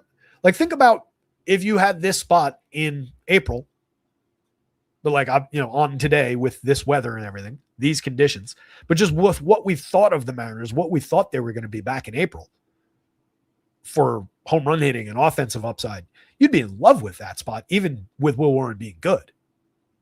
We would be talking about multiple guys at or around the magic number in Yankee Stadium. There's just been such an impact from how bad they've been this year, particularly on a guy like Cal Raleigh, that it's kind of fallen apart. But any given slate, we know what those guys are capable of doing, particularly the left-handed bats. So yeah, they're in the mix. Don't let me make it seem like I don't think Seattle's at least intriguing here. What I was disagreeing with a little bit at the beginning of the show is the number 2 ranking that they're pulling in. Again, disagreeing is the wrong word, right? Because I don't disagree with math. This is just how they simmed out. This is how the numbers worked. My model sees it a little bit differently, and I'm surprised by it. It's a marginal difference between that 20.54 and the 20.12 that the Rangers are pulling, the 19.18 for the White Sox, and so on. So it's easy to explain away. It's just happenstance in any given sim or any given 10,000 sims. But it is there, right? So that's kind of what I was trying to highlight with Will Warren is good. I don't know that I fully believe it, but what that also represents is those games I'm talking about where those lefties connect, creates that big spike on the long tail. So, it's, again, that's why I think this additional context is very, very valuable to the conversation. Mets low end 3.70 implied total. The Braves much more appealing at 4.90 going up against Zach Thornton, who has not been bad, but is low strikeout and has been overperforming. 2.52 ERA, but a 4.26 xFIP, 17% strikeouts, just a 9.8 strikeout minus walk. You know what to do with that. He hasn't allowed too much power, but a fair amount of barrels on a fly ball-ish kind of a trajectory, not exactly inducing weak and medium contact, so probably a little lucky to be sub 2% home runs. Braves could change that a little bit, but some of those numbers are impacting their home run upside numbers as well to a degree. Lefty has a little slight impact for Baldwin and Olsen and Mikey Harris, most particularly as far as the ceiling goes. But any one of those guys perfectly capable of hitting a long ball against this lefty, and then you get outstanding right-handed pop around Ronnie Acuna. Buried in the lineup, Austin Riley. Buried in the lineup, Lane Thomas is very interesting against the lefty. So deep, intriguing Braves lineup from that total and where they are on the board. The Mets are a lot less appealing against Molly, who isn't particularly good with a 4.83 ERA, but he's been underperforming. He's got a 4.03 xFIP. He's been interesting enough with some strikeout coming back into his life, 23% strikeout, but a too high 9.1% walk, just 13.8 strikeout minus walk, 3.28% home runs on medium quality contact. What's at least a little appealing is the 36.8% hard hits. He's been a little bit effective at inducing weak and medium contact. Throwing him into a Mets team that is largely underperformed on the season puts him on the board. He's only 77 on DK after all, 8,000 on FanDuel. So why not? Kind of a play. I wouldn't begrudge any Mets shares. They're perfectly capable of beating him with guys like AJ Ewing and Carson Bench, the two lefties. Good rookie seasons out of both of those guys. It's the lone bright spot, like I said yesterday, for this Mets organization right now. 103 WRC plus and a 110 WRC plus out of those two players. Not too bad for a couple of rookies, filling out counting stats as well. So across the board performance in terms of home runs, run scoring, stolen bases, etc. Frankie Lindor, the star in the middle of the line, or in the 2 spot, 46-32, 11 home runs in 279 plate appearances. Believe he went deep again last night, putting up solid premium contact numbers, low strikeout, high walk. He's doing Frankie Lindor things. It's just been a lost half season for him. Not even that yet. Bo Bichette at 43-29, 11 homers on the board. An okay, but way less than spectacular slash line.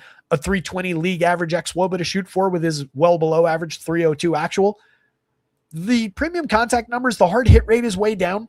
The barrels aren't like shockingly down 2 percentage points, but similar to where they were a couple years ago. It's the hard hit rate. It's the frequency of hard hits that is really lacking this year. He's striking out a little bit more, but again, not shockingly so, and similar to 2 years ago when he wasn't all that good 2 years ago.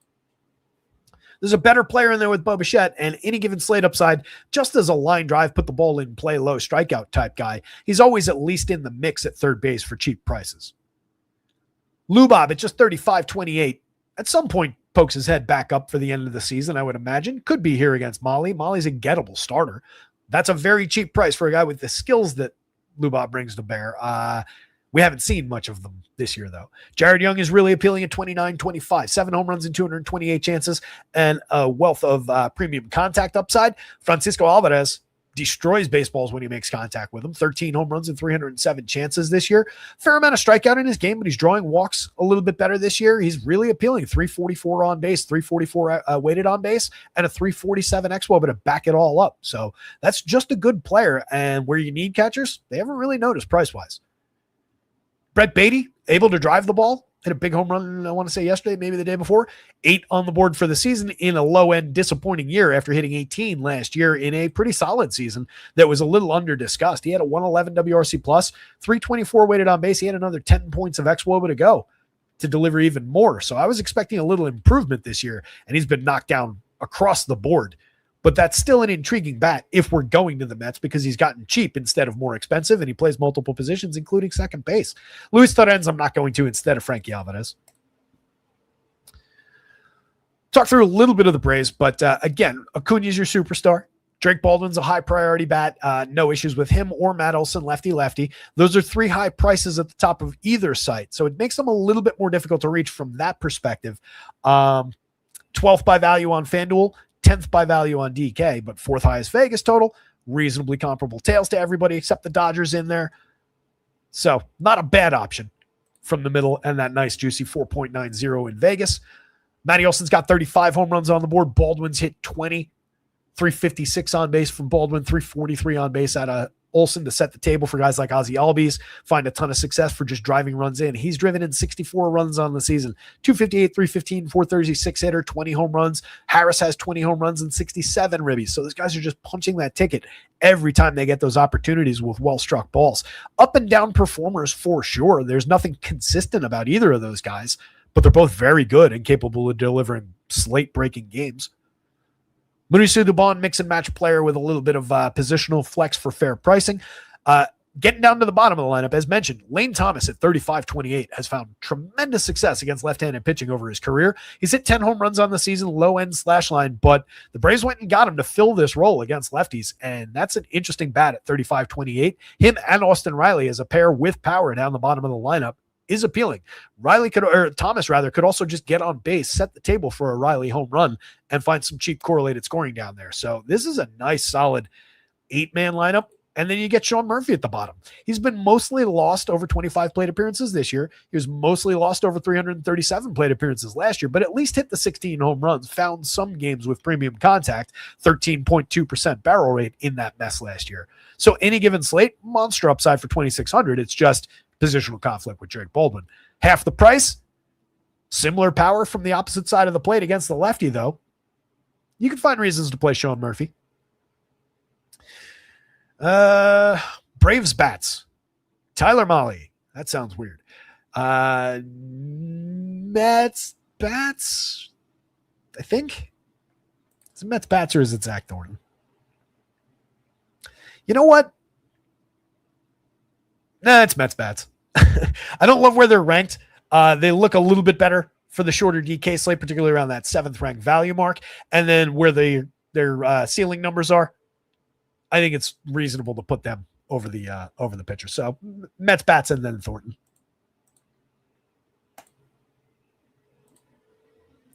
How's my driving? 5:30. All right, we're good. Tiz. Caught up now. I love the disdain in your voice when you're talking about my Red Sox. It's deliberate. It is most definitely deliberate, but I do think, as much as in some ways with tone and everything, and some of the adjectives I use maybe being a little bit facetious, everything I say about their stats and the overperformance and everything, know that it is very real, right? I am being earnest about the spot. If they were looking really good and really appealing under the surface and not overperforming their numbers, I think you guys know me well enough to know that I would say so. So a little bit of facetiousness going on there with real information being provided. Reds, we talked about this one way back at the beginning of the show. Solid spot for power. Going to probably be living and dying by whether or not they can get a few guys on base against Luis Castillo when they're not hitting the home runs. I like their opportunity to put 2 in the seats in this game. But do they put 2 in the seats and score 8, 10 or more? Or do they put 2 in the seats and score 4 or 5 runs? The probabilities like it to be the latter. We're fine on power, but they're pulling in at 15th and 14th. Just a 15% chance of going over 8, 6% chance of going over 10. Those numbers in a vacuum are very comparable to everybody else here. But when we're talking in nitpicking by a couple few percentage points, there is an appreciable difference between them and everybody up here, and a few of these teams below them in the rankings. So know that it could be a day where, hey, we got excited because they hit 2 home runs in the first 2 innings and then just went quiet. So Castillo's not exactly been good, but he's not been a complete disaster. 5.30 ERA, sure, some downside there, some home runs allowed, some power allowed through the season, but a 4.45 xFIP, 4.33 SIERA, a little bit more manageable. Just 19.7% strikeout, but again, doesn't really walk anybody, doesn't give away opportunities most of his starts. So a little back and forth. He's only 75, 73. I do think, in a weird way, Castillo is at least a little playable on an ugly pitching slate for very, very cheap. Probably need him less on FanDuel. Rhett Lauder at 7,000 at 7,500, 18%. Strikeout guy nearly at 10%. Walk rate of 5.26 ERA, 4.75 xFIP. No real appealing going to Rhett Lauder outside of just being contrarian for contrarian's sake. Wouldn't do it on FanDuel. Maybe you throw a couple darts at the $7,000 price because he's just in that mix with everybody on the DK board as an SP2. But I'd probably be more interested in Eric Lauer, even though I'm interested in those KC bats against him. I'd definitely be more interested in George Clausen with a little bit more strikeout potential for 1,000 less, even though he looks worse in terms of that offense popping against him. So just not a big believer in Rhett Lauder providing any kind of realistic ceiling here. And we're intrigued by the White Sox bats at that 4.95 implied total. Starting on the Reds offense, though, I almost made Ellie De La Cruz the home run pick of the day, but I switched him to being the team base pick. 10.80 in the home run model today. He's at 20 on the year, 21 steals, 351 on base. Just an absolute superstar, delivering on all the promise of his talent. Everybody who's got those Ellie first Baumans is pretty happy with what they've been getting from him over the last couple of years, and I still think there's room to grow. Sal Stewart at 52 at 37, 25 homers, 12 stolen bases, a 331 on base. He's been spectacular. Just yet another absolutely outrageously talented rookie. What a crop of young players we got this year. Really tremendous. Great way to fill first base. Positional conflict with a guy we'll talk about in just a second who I just noticed popped his head into our lives. Wow, that's appealing. Before we get to that guy, JJ Bleday at 4,700 is interesting. Monster power, hit 20 home runs in an awful hurry. He's only at 223, 338, 456 across the slash overall, but a 346 weighted on base against the 357 xWOBA. A lot of the power output, the way he's hit the ball, and the walks, very, very real. JJ Bleday's just found another gear this year, and I don't really care if he doesn't hit for average as long as he's drawing the walks and getting on base. Giannis Suarez hit another home run last night. He's up to 17. The consistency's not there this year, but any given slate, he's a monster power bat over his entire career. So we know what we get from Gino. Only 9.55 in the home run model. If he was hitting third or second, he would be over 10. So just consider it a 10. Jose Trevino, TJ Friedl, Manny McClain down the bottom of the lineup. McClain's a wild card for counting stats, 10 homers, 13 steals, some run scoring going on, but totally inconsistent. Again, total wild card.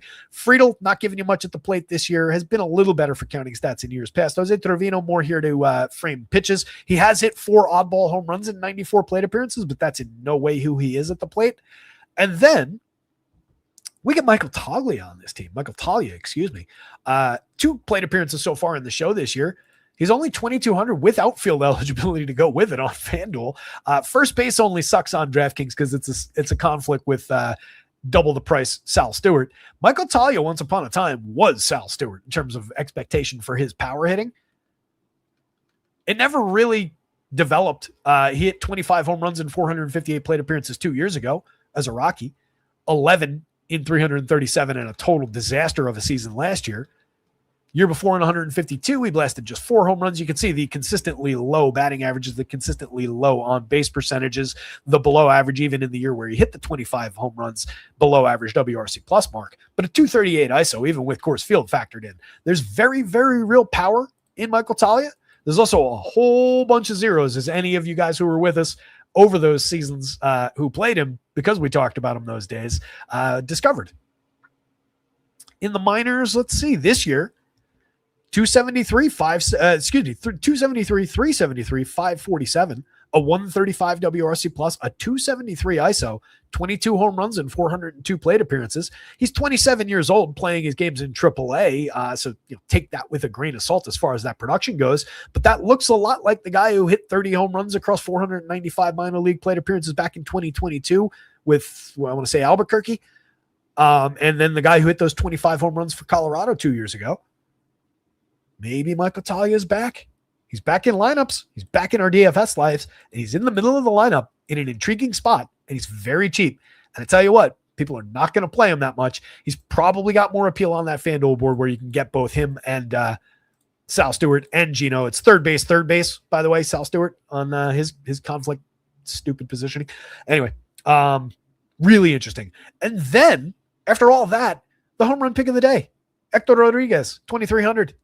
On both sites in your outfield, 7.08 in the home run model. Kid's got monster light tower power.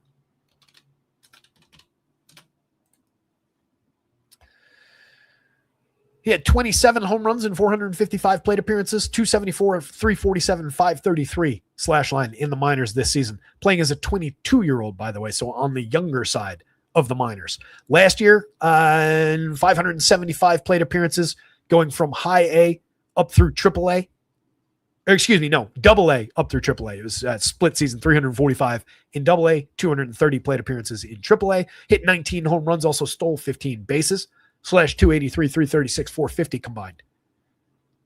Kid is a potential devastating fantasy player if all of that clicks. So far in 19 plate appearances, hasn't clicked at all.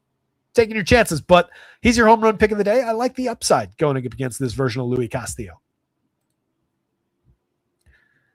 Plus, you think about it, you're Louis, right? You've had a good 2 innings. You gotten your way through all the threatening hitters, all the veterans, all the guys that you actually, worry about. And then you blow Michael Talia away. And then this kid comes up and you're not worried about him. You probably don't even know who he is. Bam. 1-0. White Sox bats, Sammy Antonacci in the leadoff role, 42-29. Not a bad option. 8 homers, 14 steals, a 364 on base, setting the table ahead of Murakami, ahead of Colson Montgomery. The 2 guys in between them with Andy Benintendi and Braden Montgomery there. Montgomery kind of disappointing so far. Switch hitter with some pop in the bat that he hasn't really been on display outside of 40% hard hits is okay. 4 home runs on the board so far in 208 plate appearances, low end slash line. He's a better player than that, and they keep giving him opportunities in the middle of the lineup. So I think he eventually starts delivering for us. Montgomery's a major source of home runs, 26 on the season. Inconsistent player, a lot of strikeout in his game, but not threatened for Ks by Rhett Lauder here. Love the upside for a Montgomery home run. Murakami just murders baseballs, 20.8% barrel, 59.6% hard hit. I said at the beginning of the season, and it remains true despite the missed time, Munetaka Murakami is Kyle Schwarber. He is a clone. He does what Kyle Schwarber does in a very, very realistic sense. So anytime he's in the lineup, there's monster upside for home run power. 8.98, a little bit lacking. Rhett Lauder only allowing a 2.75% home run rate despite 90.5 miles an hour of exit velo and a 9.2% barrel so far this year. 2 years ago, over 30 and 2/3, 6 starts, did not allow a home run despite some premium contact. So a little bit of wonkiness in some of those numbers. We got to figure out what's really real. But Murakami, obviously, major upside to murder the baseball against anybody. Benintendi, inconsistent guy, 12 home runs, hits the ball squarely with some regularity, but doesn't find good results for it. That's where the inconsistency comes in. But a 104 WRC plus, slightly above average, loosely playable in the middle of the lineup. Not a reason to go to the White Sox. Chase Meadroth, down lineup today, 3,600, 3,100, 11 home runs, 274, 350, 404. Another very good table setter with multi-position eligibility on FanDuel. Second base totally works on DK. That is a good option. And he's been delivering across the board. The 11 home runs are a little bit more than we thought we would see from him. It's not really coming on any kind of major output for barrels, but it is an uptick for him in barrels. Last year, just 1.6% in his like 2/3 of his season. This year, up to 4.7. So some nice growth for just going out of his way to find the barrel from time to time and add that to his game rather than just being a contact focused hitter. Tristan Peters, Drew Romo, mix and match pieces down toward the bottom. Peters been all right. 264, 327, 412. And then the interesting guy hiding down the bottom of this White Sox lineup, Brenton Doyle, 3,100, 2,500. This is a great pickup by this White Sox team and a terrible decision by the Rockies to trade him out. This is a center fielder who plays among the best center field defense in baseball, which is something you might want if you play your games at Coors Field. He's also a guy who went 23-30 2 years ago. Even in a bad season last year, we went 15-18. This year, he's missed most of the year, 146 pretty bad plate appearances. But you don't trade away a guy who went 260, 317, 446 just 2 years ago with 23 home runs, 30 stolen bases, elite center field defense, and like 5 years remaining of control. It's just idiotic that he's on the White Sox. Terrible decision by the Rockies. That said, mix and match piece for our purposes, but know that it is a guy with a lot of power, the ability to steal a bag. That's an interesting player down lineup who's got something to prove. White Sox bats. Reds bats. Love the power output for the Reds. Hector Rodriguez, the home run pick of the day, but multiple guys are intriguing in that lineup with Talia joining the club now. And then Louis Castillo over Rhett Lauder, but neither guy all that appealing. 2 to go. Feel like we lost a couple minutes there somewhere. Clintwood just getting off work. Good to see you, buddy. Plenty of time to catch up. Andy GPS, a long time back, said honey garlic. Look, I think we all know that honey garlic wings taste good. Is that what you're going to order? You go out with the guys? You're going to be the honey garlic guy? I guess. Teach his own. I think, if I'm ordering wings, especially if I'm at like a wing place, I think I need the kick. But I'm with you. They taste good. I'm just busting your chops a little bit. Those are definitely tasty wings. Not what I would order, but tasty. What do you put on them? The honey garlic. I do like when you get like those, you get like the sampler platters where there's multiple different kinds. You get like the sticky, spicy peppercorn type ones. I don't know what they're called particularly. But those are good. Honey garlic's always good in those. And then you do get like interesting dipping flavors when you get those kind of wings. Honey garlic. Texas Rangers 461 implied. Los Angeles Angels 399. Let's see if we got either of these lineups in. Rangers were showing up a decent amount again on the stacks board. First by value on both sites. 5th Vegas total. The 3rd ranked team by probability of going over 8 and 10 runs. They're going up against George Klassen.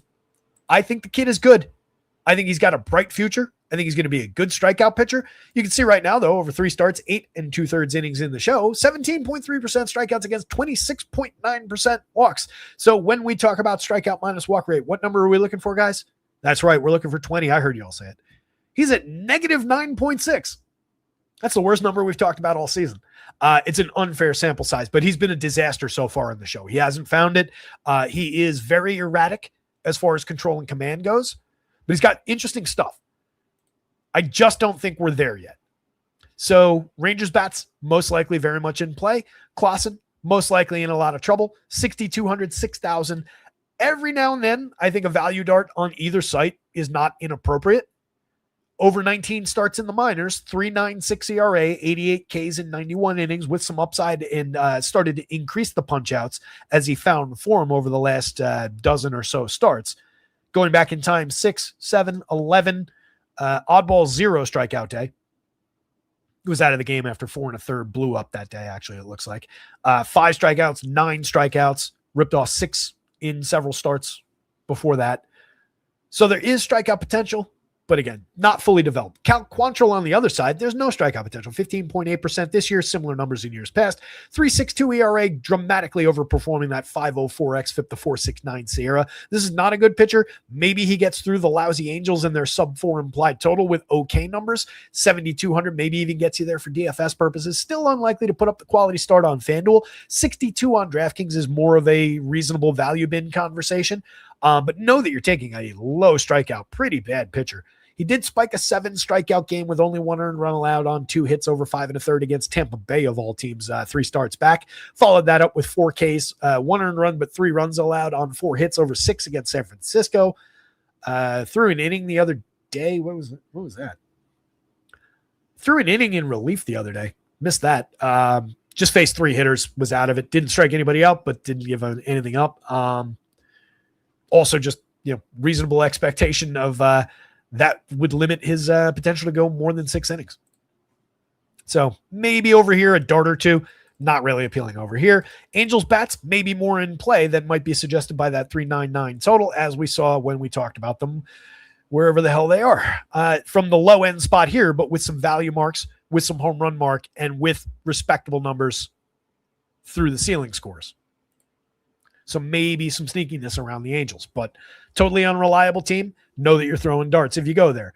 You absolutely prioritize both Mike Trout and Zach Neto if you go in that direction, and then you're just kind of picking.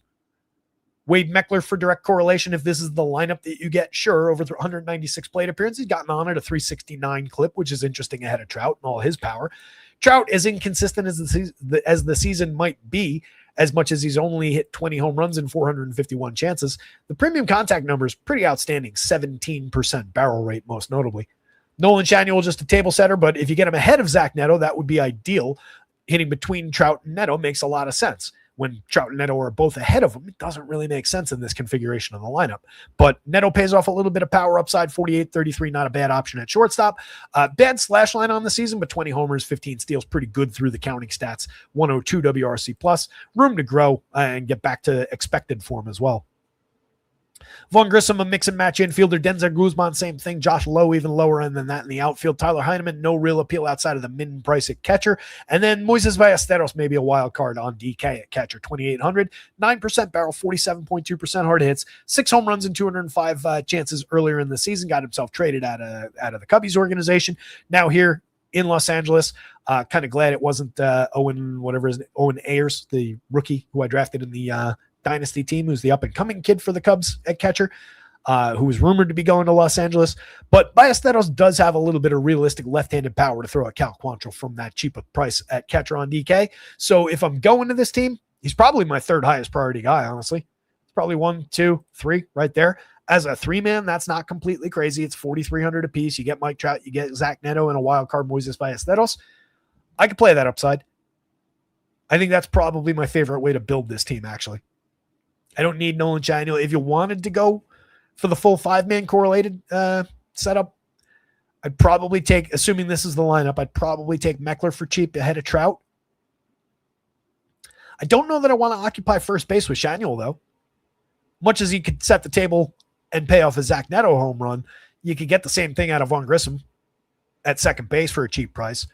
Or you could go even lower end. There's no difference in going to Denzel Guzman down here at 2,800 at third base and just pick up the other side.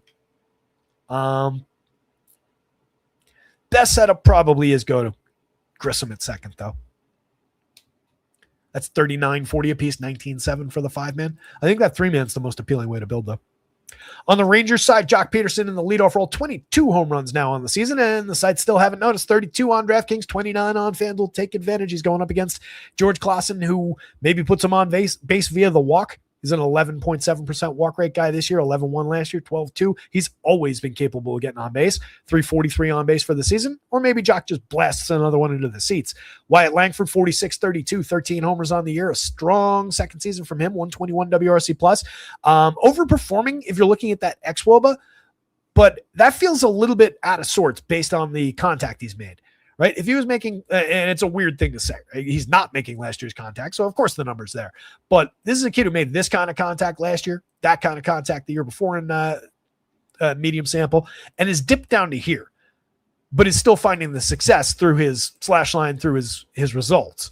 So it makes sense that he's overperforming this, but I said the clunky thing yesterday, I'm going to say it again.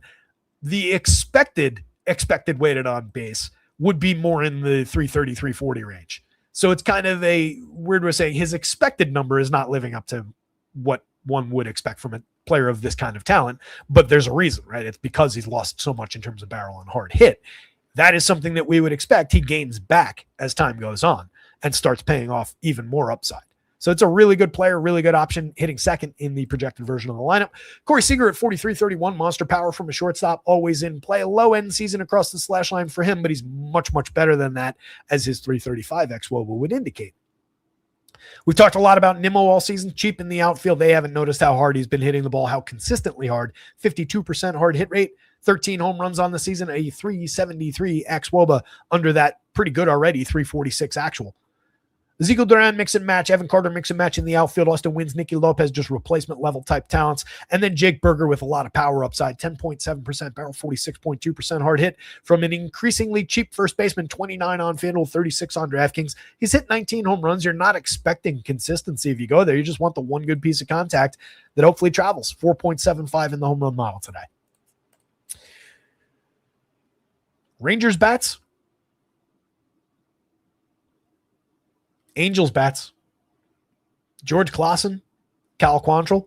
I don't think you want either of the pitchers, though. Clausen could beat this already, probably higher than other places' mean projection that I've got on him, but would really need to unexpectedly put everything together in terms of what his talent actually is tonight.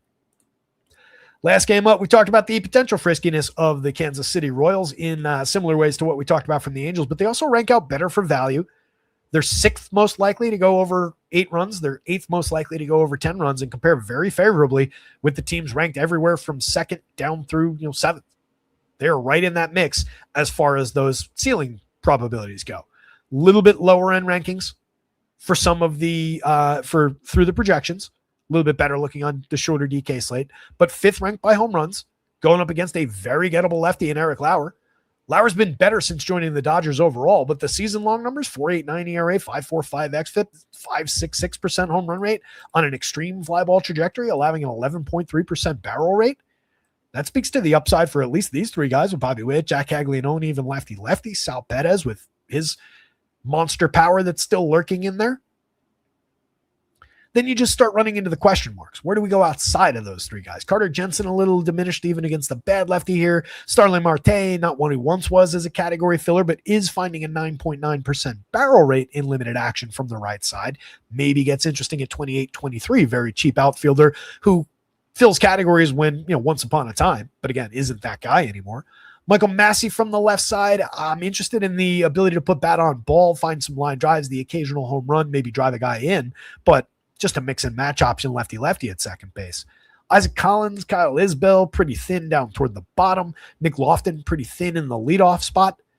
So this is why I think it looks a little bit better for KC through the ceiling numbers, through the tail, than it does through the median.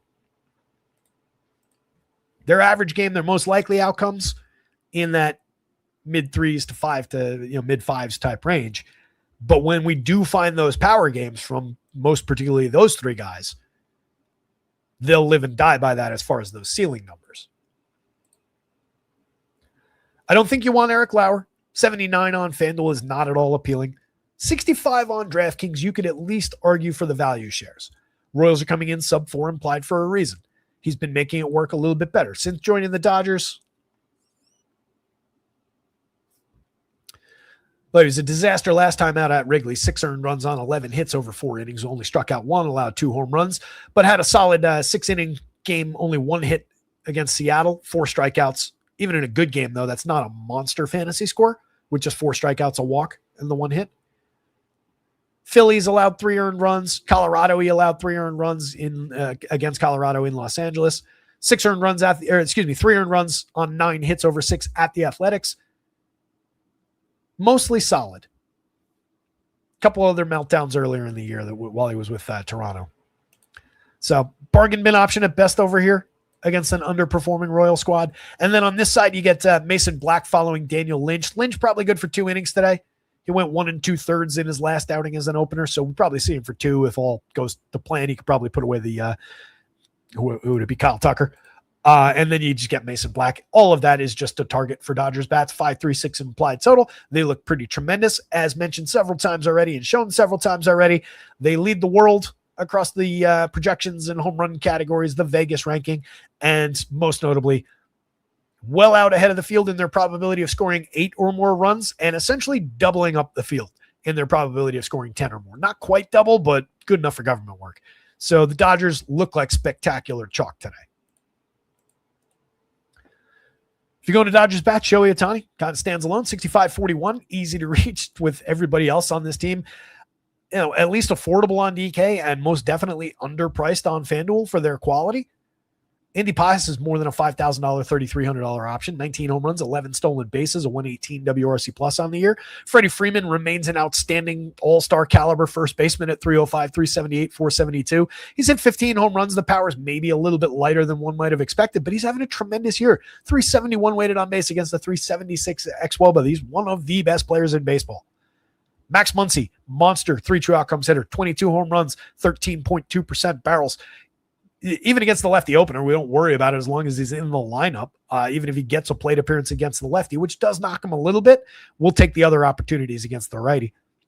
Mookie Betts, cheap for his talent at the shortstop spot. Same thing with Kyle Tucker in the outfield. Both those guys greatly diminished seasons, but both those guys remain extraordinarily talented baseball players who you want to get to when they're priced like this when we're going to this team already. They would just naturally come along for the ride anyway, but prioritizing those guys in this spot, I think, is important. Even as bad as they've been, you just want to take advantage again and again of those cheap prices, and they eventually are going to get you there and pay you off. Tommy Edmonds playable. Teoscar Hernandez looks great with a 7.70, hiding down the bottom of the lineup for only 37,300. He's only hit 11 homers in 328 chances, but still pretty good for premium contact numbers. Diminished for him, but in a vacuum, those aren't bad and speak to the home run upside. And then Ben Rortvedt, a nice framer of pitches behind the plate. And that is that. 6 o'clock on the nose. What about that? Not actually punching the show out just yet, but 6 o'clock on the nose to finish up the game by game. It's what we were shooting for. Moonshot McGee likes the lemon pepper wings. Again, tasty. Not my go-to. If they're part of a platter, I'm in. If I'm walking around, like if you got a wedding, right, and you got wings going around on trays, I'm not going to tell the lemon pepper guy to go away. I'm going to tell him, hey, give me one of those and make sure you come on back after I go to the bar. But they're not going to be my go-to order if I go to a wing spot. If I'm in Buffalo, going to the Anchor Bar, I'm not getting the lemon pepper wings. Anybody been to the Anchor Bar? Cool spot. So one last time, that's your stacks board. That's your pitching contest details. I have not given any kind of plugs for anything throughout this entire 2 hours. Pitching picks contest. Drop a comment after the show. Even if you don't enter the contest, it's free to enter. 1 pick per customer per day. I got to pick the pitcher who's going to put up a quality start and strike out 8. I'm going to take, let's say, on this board, doesn't even matter. You can have everybody today. I won't take anybody off the board today. You need the quality start plus 8 strikeouts, 1 pick per day, first to 5 wins. If somebody hit 1 yesterday, the most anyone has in the contest so far is 1. Also scrolling across the bottom of your screen, free first week still ongoing. Promo code is try me, capital T, capital M, all one word. Free first week on a weekly at checkout. So just pull up the weekly plan, go to the checkout, no commitment, no anything required. Cancel during the free first week and you will not be charged anything. It does renew after a week at regular price, which is $6.93, under $1 a day for access to everything that hits that website. Football right around the corner, gang. My draft for football, my first draft is in like 2.5 weeks. I am not ready, but I'm going to get ready in an awful hurry because I got to get a lot of content together for you guys. That's going to be going up on the slate on the site in the next couple of weeks for preseason, preview, what the movement looked like, what we're thinking about rookies, and so on and so forth. And then before we know it, we're going to be doing those monster articles that take me like 24 hours to do and feature every single thing about every single slate. Projections, our first weekend of football right around the corner. All that's included for the same under $1 a day at Rotoscouts. Check it out, gang. I know most of the people here know that already. Anyway, enough talking out of me. Let me punch the ticket here, get out of your hair, get the site updated. Good luck out there tonight, gang. Somebody go win something. Share those results when you do. I love seeing them. We had a good win last night, by the way. Who was that? I saw a screenshot drop in somewhere. Was it Tall Tale? Clintwood. It was Clintwood. Clintwood took second place in the DK, the $25 DK skipper last night. Won himself $710. Looks like there was a little bonus prize. 700 is slashed out. He won 710. I don't know what the bonus was for. Looks like a solid Sean Burke, Mitch Bratt combo. Diamondbacks, Jock Peterson, Junior Caminero. So D-backs, Rays, 3 Rays, 4 D-backs, and a Junior Caminero, it looks like. Sean Burke, Mitch Bratt. 154-point DK lineup, $710 in your pocket. Congrats, Clintwood. I love seeing those results, guys. When I'm not doing well, when I am doing well, either way, as long as you're not ahead of me and I'm at the top of the board and you're in first place and I'm in second place, I don't love those. Got to say, congratulations to you if you do that, though. I'll take it. But share those results at Rotoscouts on Twitter or in the Discord. Jump into the Discord. It's linked in the description for the video. Totally free. You don't have to be a subscriber or any of that nonsense. Just come join the community, hang out. A lot of good people in the Discord.